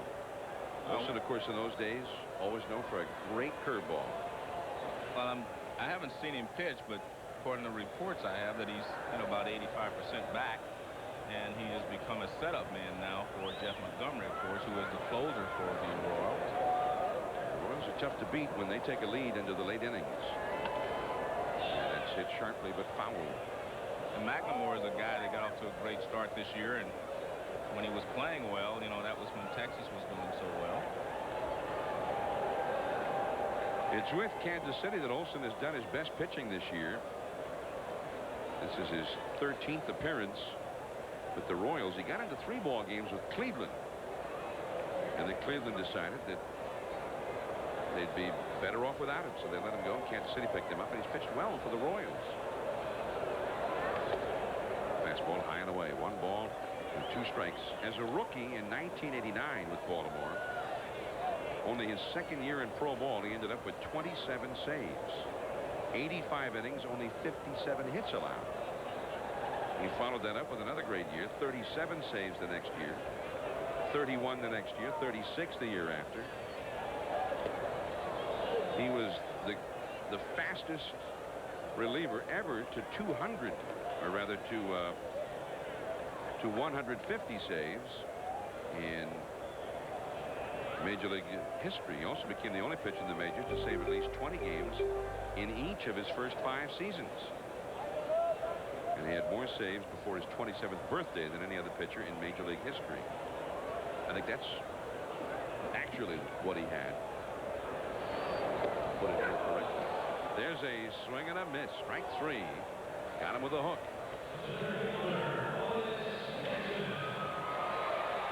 Well, Olson always has had the good curveball, and we'll take a look at it. You see it just goes straight down almost.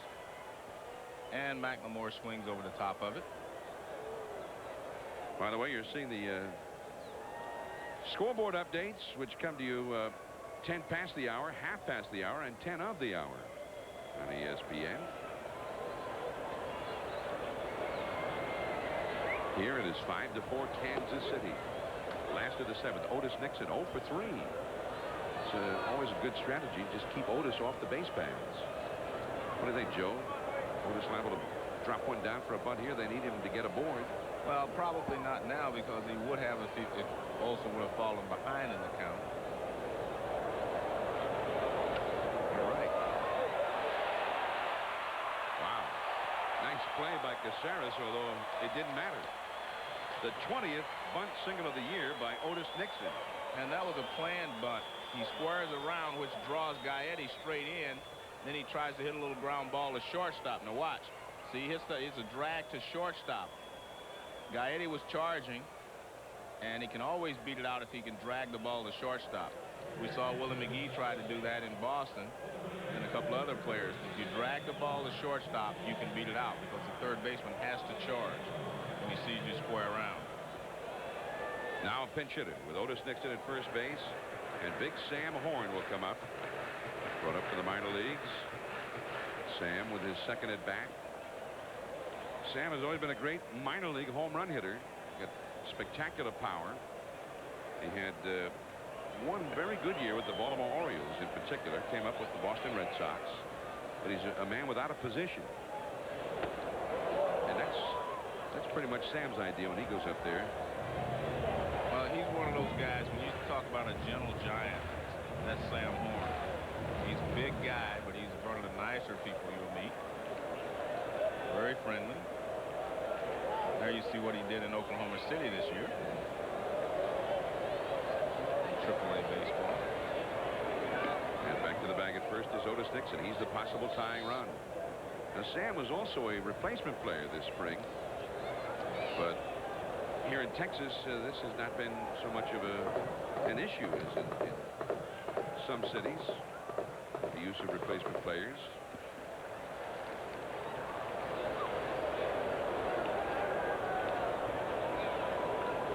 There goes Otis. He has it easily. His 35th steal of the year.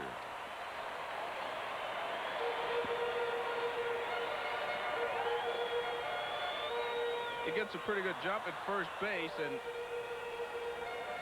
Maine's throw is high, so they really do not have a chance to get Otis Nixon. With the good base stealers, you're going to have to get the ball down low to have any chance at throwing them out. Now just a base hit could get the job done, although Sam usually swings from the heels. When he hit well in Baltimore, he actually cut down on his swing a little bit at the urging of Reggie Jackson. Reggie said, hey, you're a big guy. You should be hitting better than what you're hitting. You've got the power to hit it out when you really get a hold of it. You get a pitch to pull it. That went off the pitcher. Olson doesn't even know where it is, and all hands are safe. Well, Olson was lucky that he got a glove on this ball, because otherwise it would have been a base hit to center field. But he does get a glove on it and keeps the tying run from scoring as of right now. Sam Horn will depart. His first hit as a Ranger, and a pinch runner, Esteban Beltre, will go in. It's a curveball. Sam waits on it and just rips it back through the middle. He actually almost tears the glove off of Greg Olson. And Olson doesn't know where it is, and Horn has a single. And moving over to third base is Otis Nixon, and we see Bob Boone come out of the dugout. There's Beltre, the pinch runner. And we don't see anybody warming up in the Kansas City bullpen at the moment. Well, I guess they're going to decide what they will do if the runner at first breaks. They're trying to figure out their strategy against a double steal. And of course, they operated a double steal here themselves the other night, Friday, against Texas successfully. Will Clark is coming up with runners at first and third. Tom Goodwin ended up stealing home on Friday, leading a double steal. So Beltre, the pinch runner at first base, he has not even attempted a steal this year. Joyner will hold him on the bag. The middle infield double play depth. There is one out. Will Clark, 1 for 3 in the game, trying to deliver the tying run at least. Ball 1.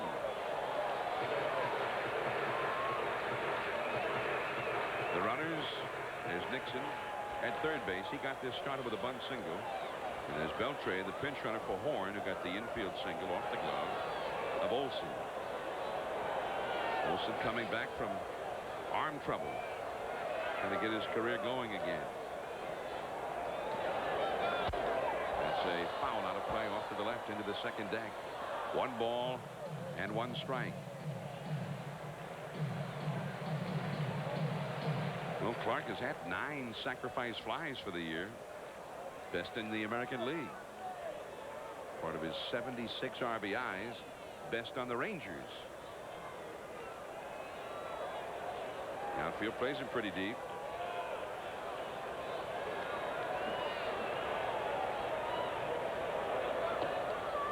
Off the glove of Maine. Now, Olson was always a guy who had a problem preventing stolen bases in the past because he had that big leg kick and kind of swivels with the move. It's a slow delivery. I don't think they'll try anything with Will Clark at the plate unless they put a hit and run on. But they will probably give Will Clark a chance to go ahead and pick up the tying run at third and Otis Nixon. But it is a perfect hit and run count here if he wanted to do it. 2-1. And 3-1. And Olson is trying to get a sinker away to get the ground ball. Juan Gonzalez on deck. Rangers big slugger. He has hit a home run tonight already. 3-1 to Will Clark. Big pitch here.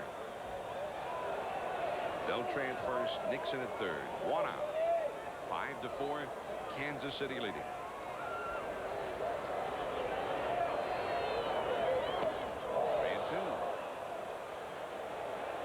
That's surprising. He threw a fastball and Will wasn't able to make contact with it. It's surprising because Will was hitting with a 3-1 count. Normally 3-1, he's going to be able to make contact with a fastball.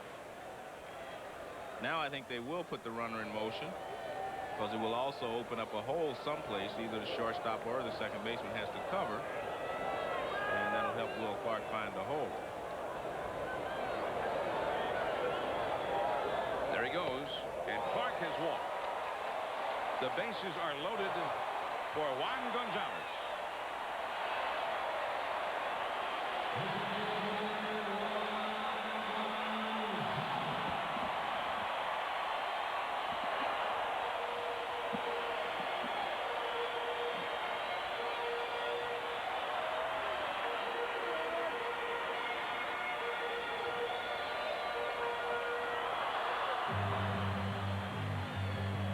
If you're Juan Gonzalez, you have 2 choices here to look for a pitch on the first one and try to drive it. You know he has a good curveball, so you either look for the breaking ball or the fastball. I think he probably will look for a fastball and try to drive it. He's hit Olson well in the past. He's only had 3 at-bats, but he has 2 base hits. So the bases are loaded. Nixon at third. Beltre at second. He's the possible go-ahead run, and there's Will Clark at first. Gonzalez has launched a 2-run homer. He is struck out, and he's hit into a force play. The outfield very deep and around toward left. The infield also playing him to pull. Joyner pulls in at first base. He could go home with a ground ball hit to him. Fastball to the inside. Strike one call. Well, he got the fastball, but they have been pounding both he and Rodriguez inside. And I think Gonzalez actually likes the ball out over the plate so he can extend his arms and drive it. And that was a fastball in under the hands. 5-4 Royals. That lead in jeopardy right now. 3 men on, 1 man out. Comes in again with a fastball. This time he misses. Well, when he throws the fastball, they're going to try to crowd him.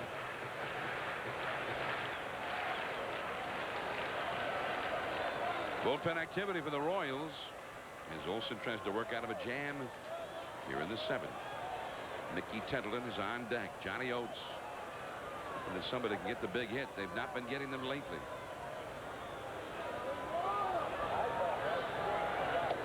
Again, the fastball in. Missing. 2-1. And Olson wanted that pitch. He thought he had thrown it exactly where he wanted to. Gonzalez wouldn't bite. Rangers as a team have done well this year with the bases loaded. As you can see, 3 grand slams. 4-0-2 as a team. But Friday night in their loss to the Royals, they had 2 bases loaded 1-out situations and never scored a run either time. That is foul. He came in again, and Gonzalez looked very angry with himself for having swung at it. Well, it was probably ball 3, but whenever they throw the fastball, they're going to pound him in. And that's something that he has to know. Fastball in. And that one is a ball off the plate, way inside. That's why he was upset with himself, because that was ball 3. Quite a difference. 3-1. Right. Versus the current count of 2-2. 3-1. He could look for another fastball. 2-2. Olson's best pitch of this curveball. He may see it now.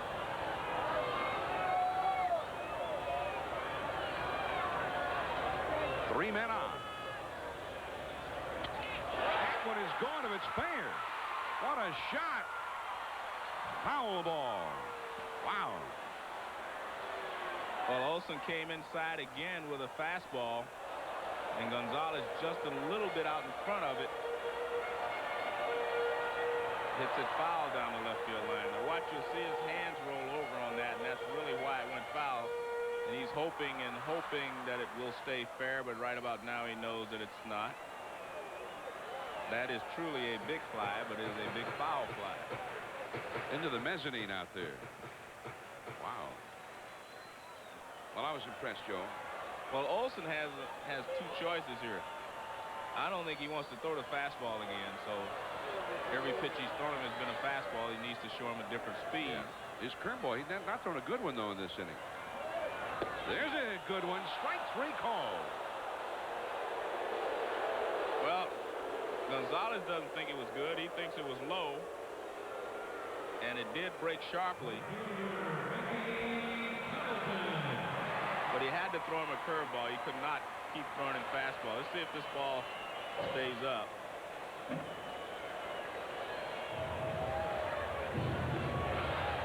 Well, Gonzalez thinks it's low. And Garcia says it's a strike, so Gonzalez has to take a seat. Now Mickey Templeton. He is 1 for 3 in the game. Struck out twice and doubled. 3 men on, 2 men out. Ball 1.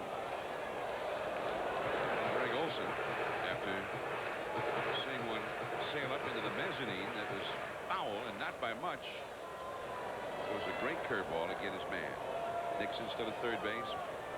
Beltre at second. Will Clark at first. All ready to go into anything with 2 down. Kansas City is leading 5-4, last of the 7th. Fastball is too high. 2-0 to Templeton. The problem is with Templeton, he will not chase those pitches out of the strike zone, whereas Gonzalez will be a little more aggressive and swing at some pitches that may be just off the plate. And you will not see Templeton do that. But with 2-0, he will sit and look for a fastball. And if he gets it where he wants it, he'll let it go. Go back to that 2-1 pitch to Gonzalez. That should have been ball 3 that he swung at. Yes. Tettleton just got a piece of it, fouling it back. Now it is 2-1. Jim Converse, a right-hander, is up in the Royals bullpen. Has been throwing.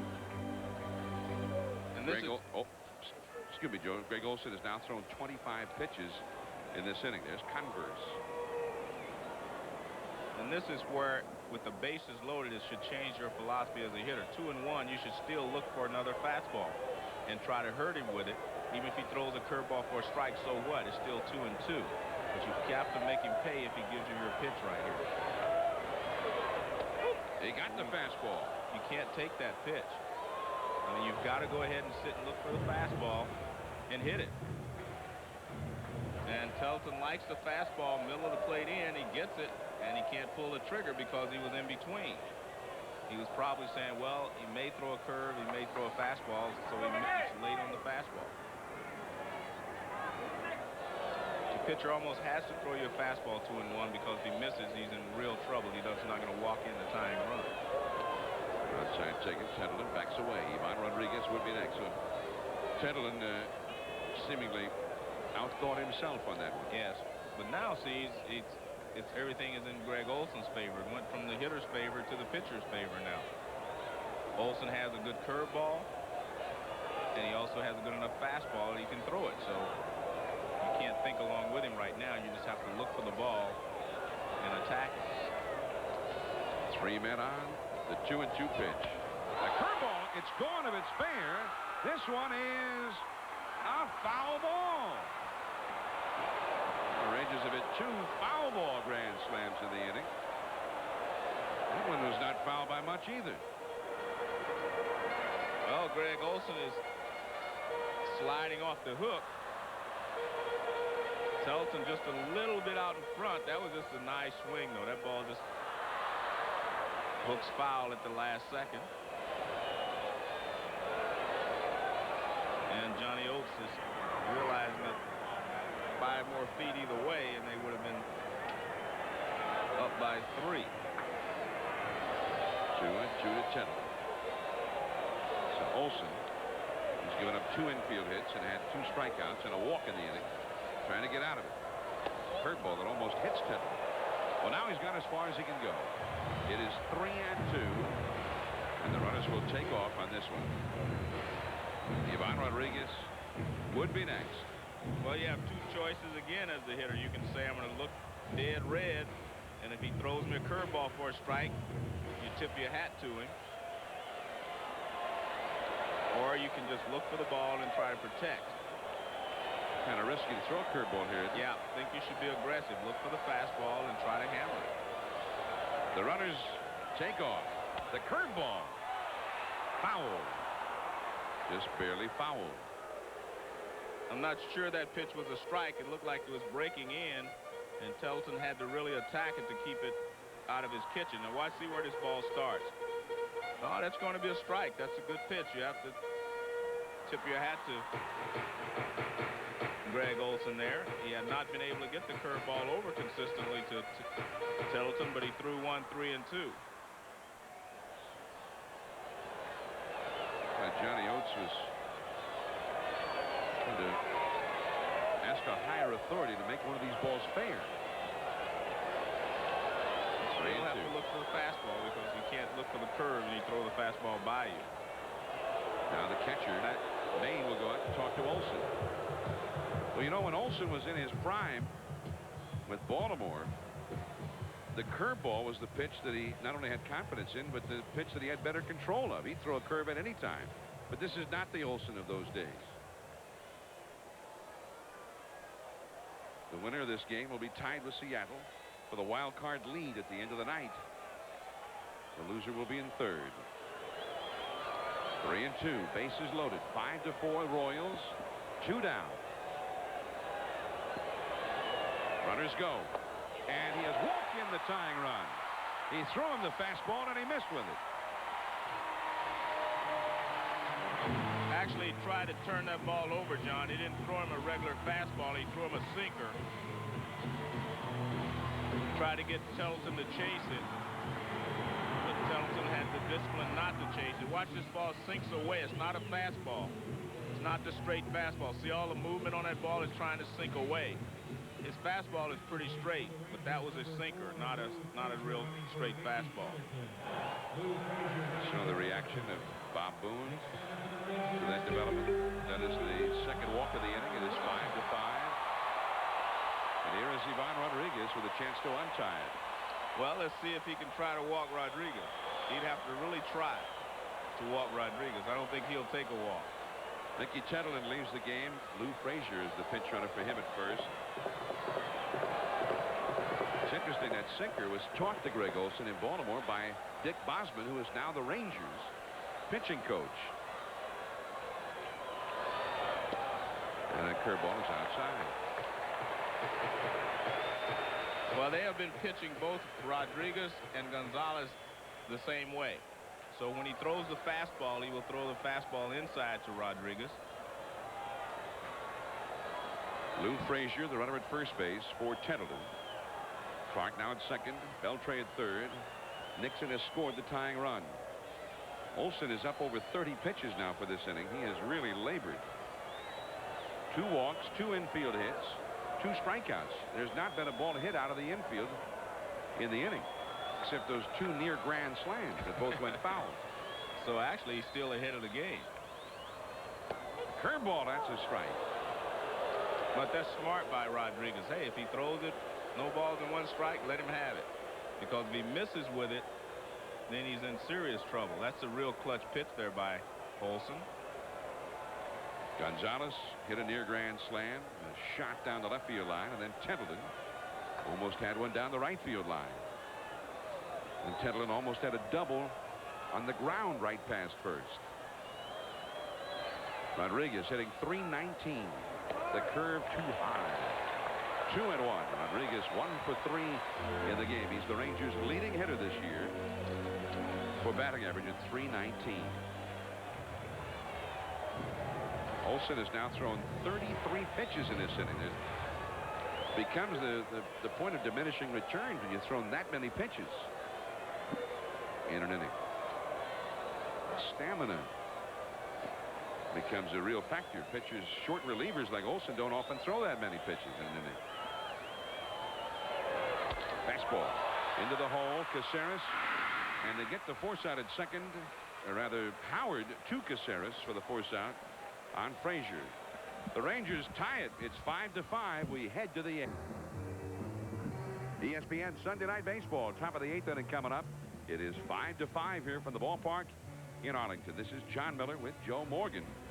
Now coming up outside the lines on Tuesday, 7:30 Eastern, 4:30 Pacific, covering the Cal Ripken story. Bob Lee will host the show live from Camden Yards, where Ripken is set to break Lou Gehrig's all-time consecutive games record. Then on Wednesday, also at 7:30 Eastern, we'll have complete live coverage of Ripken's record-breaking game, including all the post-game activities as well. That's outside the lines Tuesday at 7:30 Eastern, and the record-breaking game Wednesday at 7:30 right here on ESPN. Beltre stays in the ball game to play shortstop, hitting second for Texas. McLemore stays in to play second, hitting 9th. Rusty Greer comes in to play right field, hitting 7th in Maldonado's spot. And Lou Frazier stays in to play left field. He had come on as a runner for Tettleton. And Ed Vosberg stays in there. He will face David Howard, the Royals shortstop. Howard is 0 for 3, although he has scored a run in this game. The Rangers are guarding the foul lines now in a tie ball game. 5-5. And that's ball 1 to Howard. So the Rangers wondering when are they ever going to actually break loose and start getting those big hits. The only run they got out of all of the goings on there in the 7th was on a bases loaded walk to Tettleton. And they had the hitters that they wanted to have coming up there. Both Tettleton and Gonzalez just barely missed, picking up 4 runs for the team, but you have to give Olson credit. He pitched out of the jam. David Howard has his first hit of the game. A single to left field. Frazier picks it up, and that is the 12th hit of the night for Kansas City. And it will bring up Brent Maine. It's David Howard over at first base. And Will Clark goes in to speak to Ed Vosberg. Howard, the runner at first, has 5 steals for the year. Brent Maine is lined out to center. He's doubled home a run, and he has singled and scored a run. So he's had a very fine night with the bat in what has been a terrible year for him. He's only hitting .214. Vosberg with that snap throw to first. Knowing the way that Bob Boone plays the game, I'm sure you will have Brent Maine up there trying to sacrifice.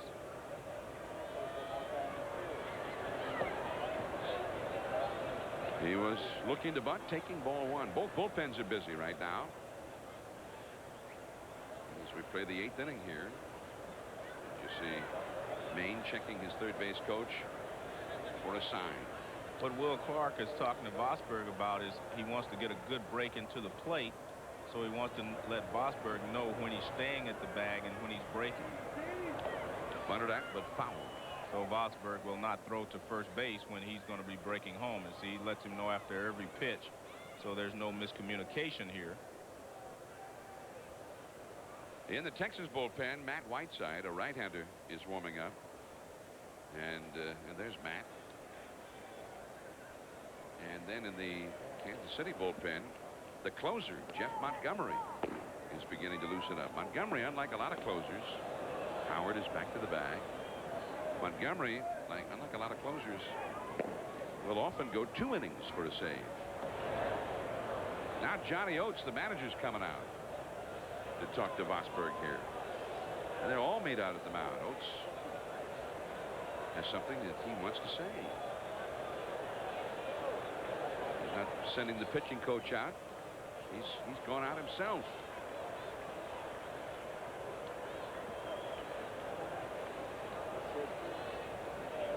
Stay tuned now. Sports Center right after the ball game. NFL opening day. Wild card races in baseball. And of course, in the American League West, wild card teams are advancing on the Angels. There's the bunt by Maine. And Worthington makes the play to first to Will Clark.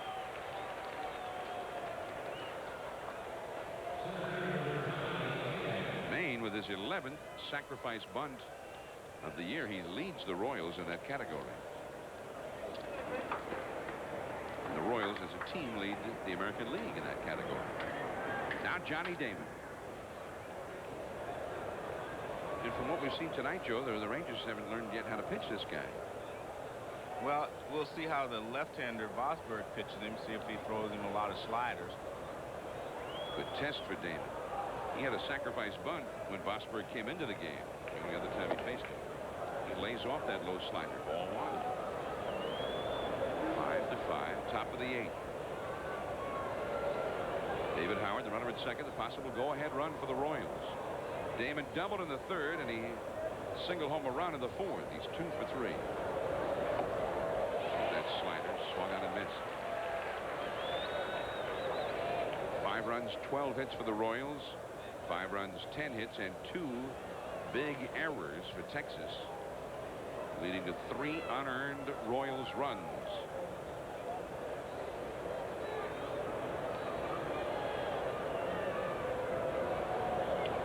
The drag bunt, and he's beaten it out.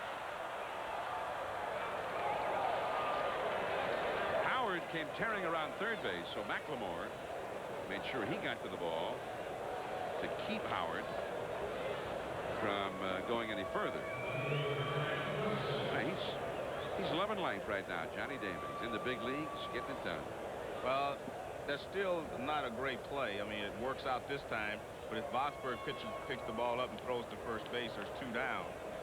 And the point is, you're trying to drive in the run, not leave it up to the next guy, although it worked this time for him. He beats it out at first base. And the next guy is Brent Cookson, a right-handed hitter. And Johnny Oates is bringing in the right-hander Whiteside to face him. The Royals have no lefties remaining. We'll be back. It's Matt Whiteside, the right-hander, on for the Rangers with runners at first and third and 1 out in the 8th inning. And instead of the rookie Brent Cookson, Bob Boone will go to another right-handed hitter, but the veteran, That's Greg Gagne, who's having a pretty good year with the bat. 263, 6 homers, and 40 batted in.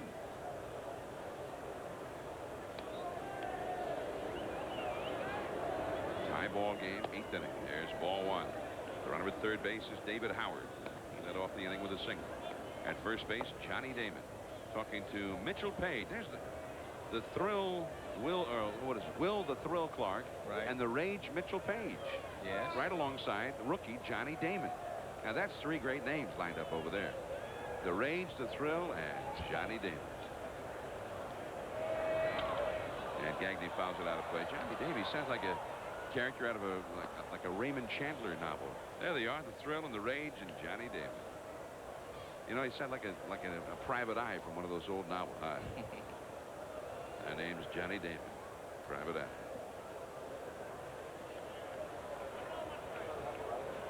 He just doesn't look like one of those hard-bitten veteran private eyes, that's all. 21 years of age. And maybe one day he'll be a star in this game. 3 hits tonight. Gagne takes a strike. Now it's 1 ball and 2 strikes. Whiteside throws pretty well. Good fastball, good slider. And he either wants a strikeout or a ground ball to shortstop. Actually, prefer to have the ground ball to shortstop. 1 out, 1st and 3rd. The Rangers bullpen very busy meanwhile. Gaetti on deck. And that's a foul out of play. Yeah, he'd like to end it here with Gagne and not have to face Gaetti at all, I'm sure. There's Roger McDowell, the right-hander, and Dennis Cook, the left-hander, in the Rangers bullpen out there beyond the right center field wall. Matt Whiteside, 33rd appearance, 4 and 4, 2 saves, 41 and 2/3 innings. He's had 40 strikeouts. That one is lined into left field, coming on in a hurry. Did he catch it? No. No catch. The throw home is there, and he is out at the plate. No. Yeah, he is out. He is out. Now they're going to talk it over. The first base umpire, Dale Ford's going to come over, and he saw something that Garcia maybe didn't see. Well, first of all Rodriguez had to do was tag the plate. He didn't have to tag him. I'm sorry. I lost my train of thought here. He didn't catch the ball, did he? It was 1st and 3rd on the play. Now Bob Boone will get in the argument because, well, he did Dale drop. Ford has agreed that the out has been recorded. Right, he dropped the ball. He definitely dropped the ball. And then Howard never touched the plate, the runner. Is that well, the idea? Well, Garcia is saying that he tagged him, he had control of the ball, and then he dropped it. That's what Garcia is saying. Lou Frazier making that throw after short hopping the ball, and Bob Boone is just furious. Yeah, but Garcia has already explained it to him. He said he did have control, he made the tag, he had control, and then he lost the ball. That's what he's saying. Well, Boone now heads back. Lou Frazier with a great throw to the plate.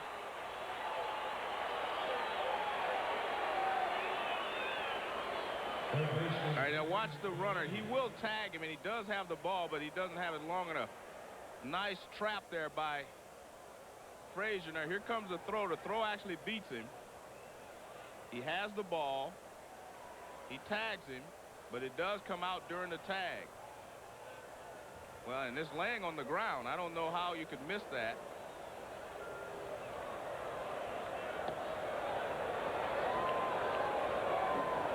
So the play at the plate goes from 7 to 2. And no error for Rodriguez because he's called out. Yeah.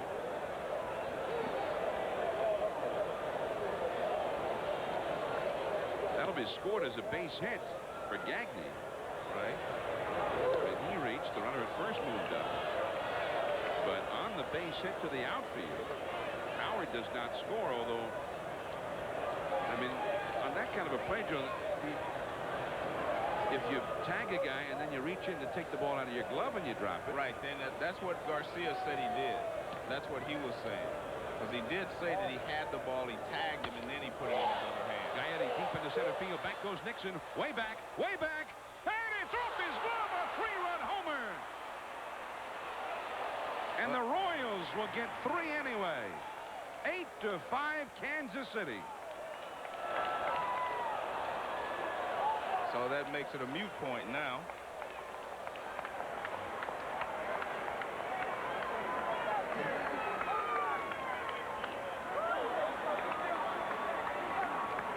Wow, the Rangers get a huge break. The Royals seemingly have a run taken away from them. And not justifiably either. And then Gaetti makes up for it. Well, he gets a fastball middle of the plate in, and he really drives it to center field. Nixon thinks he has a chance at it, and he actually does. He actually hit in the palm of his glove and bounced over. So that was a bad break for it. First the Royals got a bad break, and now Texas gets a bad break. He played it almost perfectly. He got back to the wall, and when he leaped up, the ball hit right in the palm of his glove and bounced away. Now Wally Joyner, he also has homered tonight. That was the 30th home run of the year for Gary Gaetti. He's among the league leaders. And what a time to hit one. What a lift he has provided his team in this wild card race. But with a little help from Otis Nixon on another day, Otis goes up. We've seen Otis make many more spectacular plays than that one in the past. By the way, Gaetti becomes only the 7th, or rather he's only the 6th Royals player ever to reach 30 home runs in a season. George Brett did it once, Bo Jackson, Danny Chartable did it a couple of times, John Mayberry and Steve Balboni, and now Gary Gaetti. Royals history, which dates back to 1969. Gaetti has become part of Royals history. Last time he hit 30 homers in a year was 1987. He hit 31 for the Minnesota Twins. That's a foul out of play by Wally Joyner. Let's take a look at Nixon. Now watch, he's trying to time it. He finds the wall. He leaps up. Now watch, it actually hits right in the middle of his glove and bounces over. He thought he had it. He's not sure where it is because he thought he had it. Still, it's not an easy play.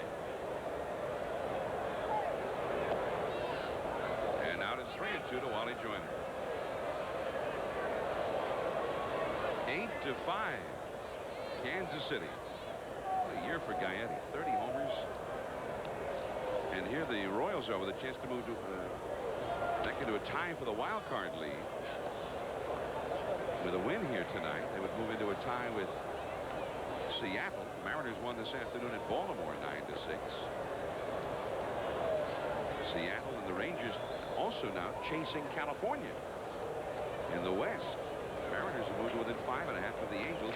The Angels, the team that released Gary Gaetti. Hit hard, but McLemore plays it. Joyner retired. That's the inning. Well, Kansas City gets 3 courtesy of Gary Gaetti, who hit it off the glove of Otis Nixon. 8-5 Royals. We go to the last of the 8th inning. Greer, Worthington, and McLemore due up.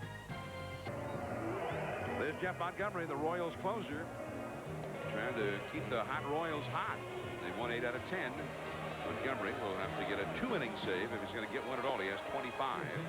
5th best in the American League coming in. Been pretty consistent these last few years as the closer for the Royals, one of the best in the game. David Howard has moved to left field now for Kansas City. He's a very versatile player. And Greg Gagne is now at shortstop. Gagne fueled that rally with a single, pinch hitting for Cookson.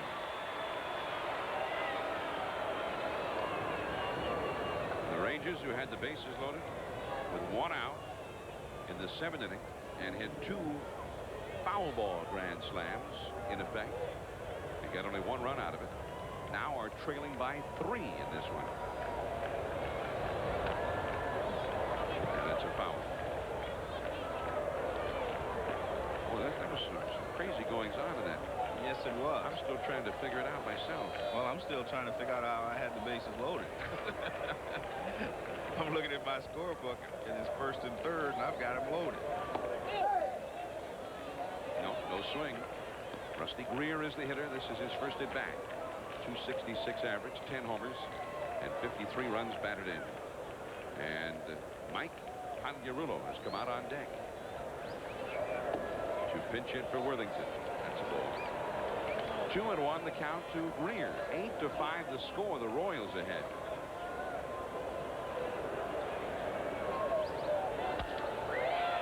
Left center field. And there's Howard, the former shortstop, catching one in left field. One down.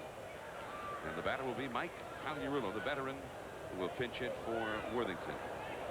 Well, you don't often see a runner at third base, and on a single to left field, the runner doesn't score. Well, that's true. Well, apparently he was tagging up. He was tagging up because he thought the ball was going to be caught, and then he was going to try to score as a sacrifice fly. So was that a mistake? Yes, if it's that shallow, you are not going to be able to score anyway, so you have to go halfway. You're supposed to go down the line a little bit. That's right, because it was almost caught. Yes. So the same thing happened that would have happened had it been caught. Right. And he would not have been able to score. Correct. That's right. If he's standing on the bag, again, he would not have been able to score. So he might as well just come down the line. We wouldn't have had any argument at all. Right. He would have scored. They wouldn't even have thrown home. But I don't think they care now. That is the Royals. Gary Gaetti took the heat off of everybody, the umpires included. You're right. I mean, we're in a pennant race here. And me. He took the heat off all of us. And the runner was David Howard coming to the plate. And here it is. Watch Howard go back and tag up. See, he's tagging up, which is the mistake, because you see how shallow the left fielder is. Now, here's the throw. Now, see, look at Rich Garcia. He's over here with us. He's going to see what we see. So he did not see the ball bounce out. 1-2 now to Pagliarulo. Yeah, you can see where Richie would have been screened off that play. Not seeing the ball come out of the glove, or how it came down out of the glove. Now, Garcia, see where Rich is? He's trailing the play. Now, he sees the tag, and obviously he does tag him out. But he cannot see the ball come loose. I mean, clearly, again, from that angle, the ball just came loose. Yes. It was not a question of a tag, and then he reached into the glove to take the ball out. It just came out. But Garcia explained that he had control of it, and he was taking it out. That was his interpretation of the play. That was his story, and he is sticking with it. And but he did go over and talk it over with you can't fault him, because he did go and ask for help to make sure that he called it correctly. He asked for help. And obviously, Dale Ford saw it the same way. And it's a full count now, 3-2 to Pagliarulo. Now, if you're the Rangers, I mean, are you starting to feel like maybe fate is playing against you tonight? I mean, two of your guys nearly hit grand slams. Tendleton, after nearly hitting a grand slam, almost hits a double with the bases loaded. And down goes Pagliarulo. Then Gaetti hits one. It's almost caught and bounces off the glove of your Gold Glove quality center fielder, Otis Nixon, for a 3-run home. Well, there's no doubt that looking over the entire ballgame, the Royals have gotten a lot of breaks, as far as some of them they've made themselves by putting the ball in play and forcing the Rangers to make plays of which they did not make. And then the other is a matter of luck. And that comes into play every once in a while also. Mark McLemore, the hitter. And he takes a strike from Montgomery. On the other hand, if the Rangers don't give up those 3 unearned runs back in the 4th inning, everything is a whole different story. Exactly. Anyway, Will Clark charged with the error that started that rally. And it was the busted double play ball. Benji Gill dropping the throw. But to start with, it was a poor throw. Yes. It would have only been 1 out. And the bad decision by Worthington on the bunt that was allowed to drop by Rodriguez, but then Worthington didn't really understand what was happening, and he wasn't covering at third, so they didn't get that double play. All of that happened in 1 inning, and the Royals got 3 unearned runs out. And not so coincidentally, they lead by 3 right now. These are the things that Johnny Oates and General Manager Doug Melvin have vowed to fight against with the Rangers this year.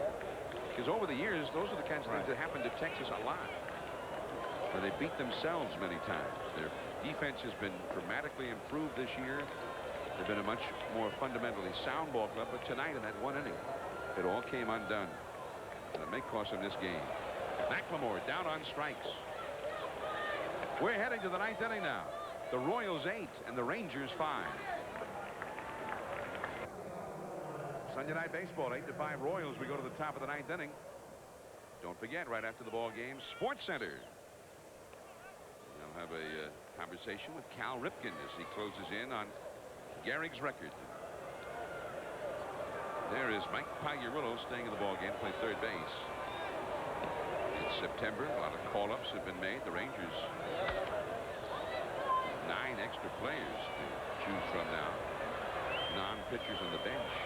That's out of play. Rusty Greer giving chase. The batter, Joe Vitello, just struck out looking as a pinch hitter in the 7th inning. At Whiteside, the third Rangers pitcher of the game, give up the home run to Gaetti. Wednesday Night Baseball will be covering the Ripken Rendezvous with baseball history at 7:30 Eastern. And Joe and I, by the way, next Sunday will be at Yankee Stadium. The Yankees in this wild card race, and they'll be facing the first place Boston Red Sox. What a great year the Red Sox are having. Vitello takes outside. 2-1 the count. Next Sunday, 8 Eastern, 7 Central, 5 Pacific. We'll see you from the big ballpark in the Bronx. Don Mattingly, Paul O'Neill, Bernie Williams, the Yankees, Joe Vaughn, John Valentin, and the Boston Red Sox. It'll be next Sunday. Vaughn, a definite MVP candidate. 8 Eastern, 5 Pacific. Next Sunday night. 3-1 to Vitello. Into the hole at short. Beltray in time. 1 away. As we mentioned on SportsCenter right after the ball game, the Sunday night conversation with Cal Ripken. Cal had some thoughts on the nightly unfurling of the new number on the warehouse in Baltimore. The unveiling of the number each and every night, you know, I think it's great, and the way the music comes up to play and the way that they drop the number, it really signifies something much bigger, you know, to me than what I remember, you know, doing. 2,000 games to me, when you talk about it, sounds like a lot of games, but when you put it in the context of me going out there and playing every day, I don't allow myself to think about it. But then you look up on the warehouse and you see these big numbers up on the wall. And it's become a big moment every night at Camden Yards, and I can't even imagine what it will be like Wednesday when they unfurl the number 21-31, the longest consecutive game streak in history. 8-5 Royals here, top of the ninth. The new pitcher coming in. We'll be right back. There's Chris Howard, just picked up from the Boston Red Sox just before the deadline to freeze rosters for the postseason this past Thursday night. Jack Voigt was sent to Boston. Howard, 29 years of age, joined the Rangers today, and he will not be eligible for postseason play. Made his Rangers debut. What did I just say? Did I say he joined them today? Well, that's what I'm reading here in the notes, but he actually pitched for them on Friday. He joined them Friday, I'm guessing, is what that means. I would think he was here Friday. And it's interesting how he joined them today, but he pitched an inning and two-thirds Friday. Yeah. That would be hard to explain. Anyway, Chris Howard, former Red Sox, on to pitch for the Rangers now. Gives him a little more left-handed help in the bullpen. Every manager wants, I think they all want about 8 left-handers out there, Joe. Well, down the stretch, if they're going to make as many moves as they're making, you need 8 left-handers and 8 right-handers. And I don't buy this thing. I mean, to me, 25 men, that's the roster, and they should have to play with 25 through September. These are the key games in a pennant race. I mean, why should teams all of a sudden have 32 guys? You know? 40. I mean, you could have, teams have 14 men in their pitching staff. The Rangers tonight have 9 extra guys.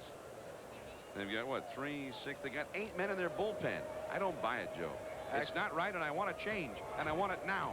Originally, they were doing this so you could call up young kids, give them an opportunity to play in the big leagues, and, you know, get acclimated to the big leagues. But now, you know, a lot of teams that are in the race bring them up to help them win the pennant.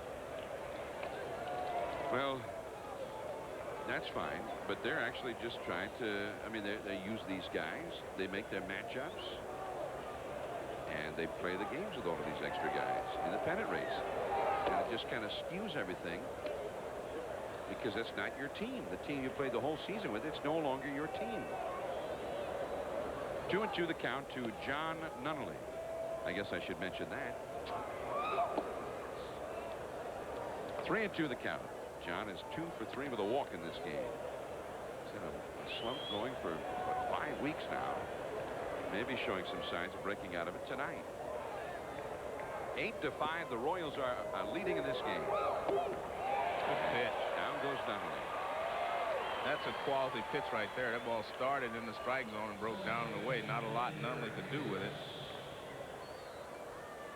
Watch this ball starts, writes a strike, it's a strike. Now all of a sudden it dives down and away, and you just can't handle that.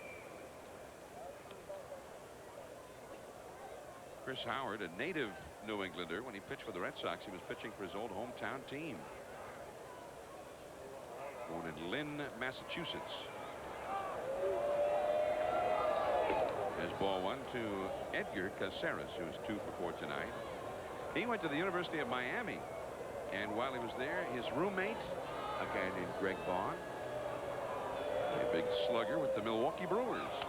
That's a foul out of play. Howard is no young guy, 29 years of age. He's been pitching professionally since 1987. Has been with the White Sox, the Yankees organization.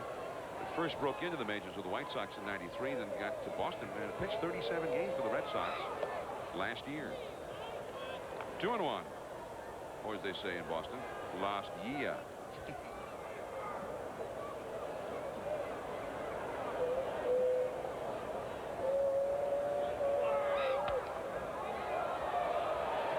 a high pop-up. And out of play. Not much foul territory in this new ballpark here in Arlington. The balls that would get caught in most other ballparks land safely out of touch, giving the hitter an extra shot here. It's kind of similar the way the stands go in down the right field line to Fenway Park the way it is in left field at Fenway. So the stands kind of jut out right over near the foul line very soon after first base. Down the left field line, very similar to Yankee Stadium, the way the stands fan in toward the foul lines. Rusty Greer, and that retires Caceres. We go to the last of the ninth, top of the order. Nixon, Beltre, and Will Clark. Gonzalez would be due fourth. 8-5 Royals.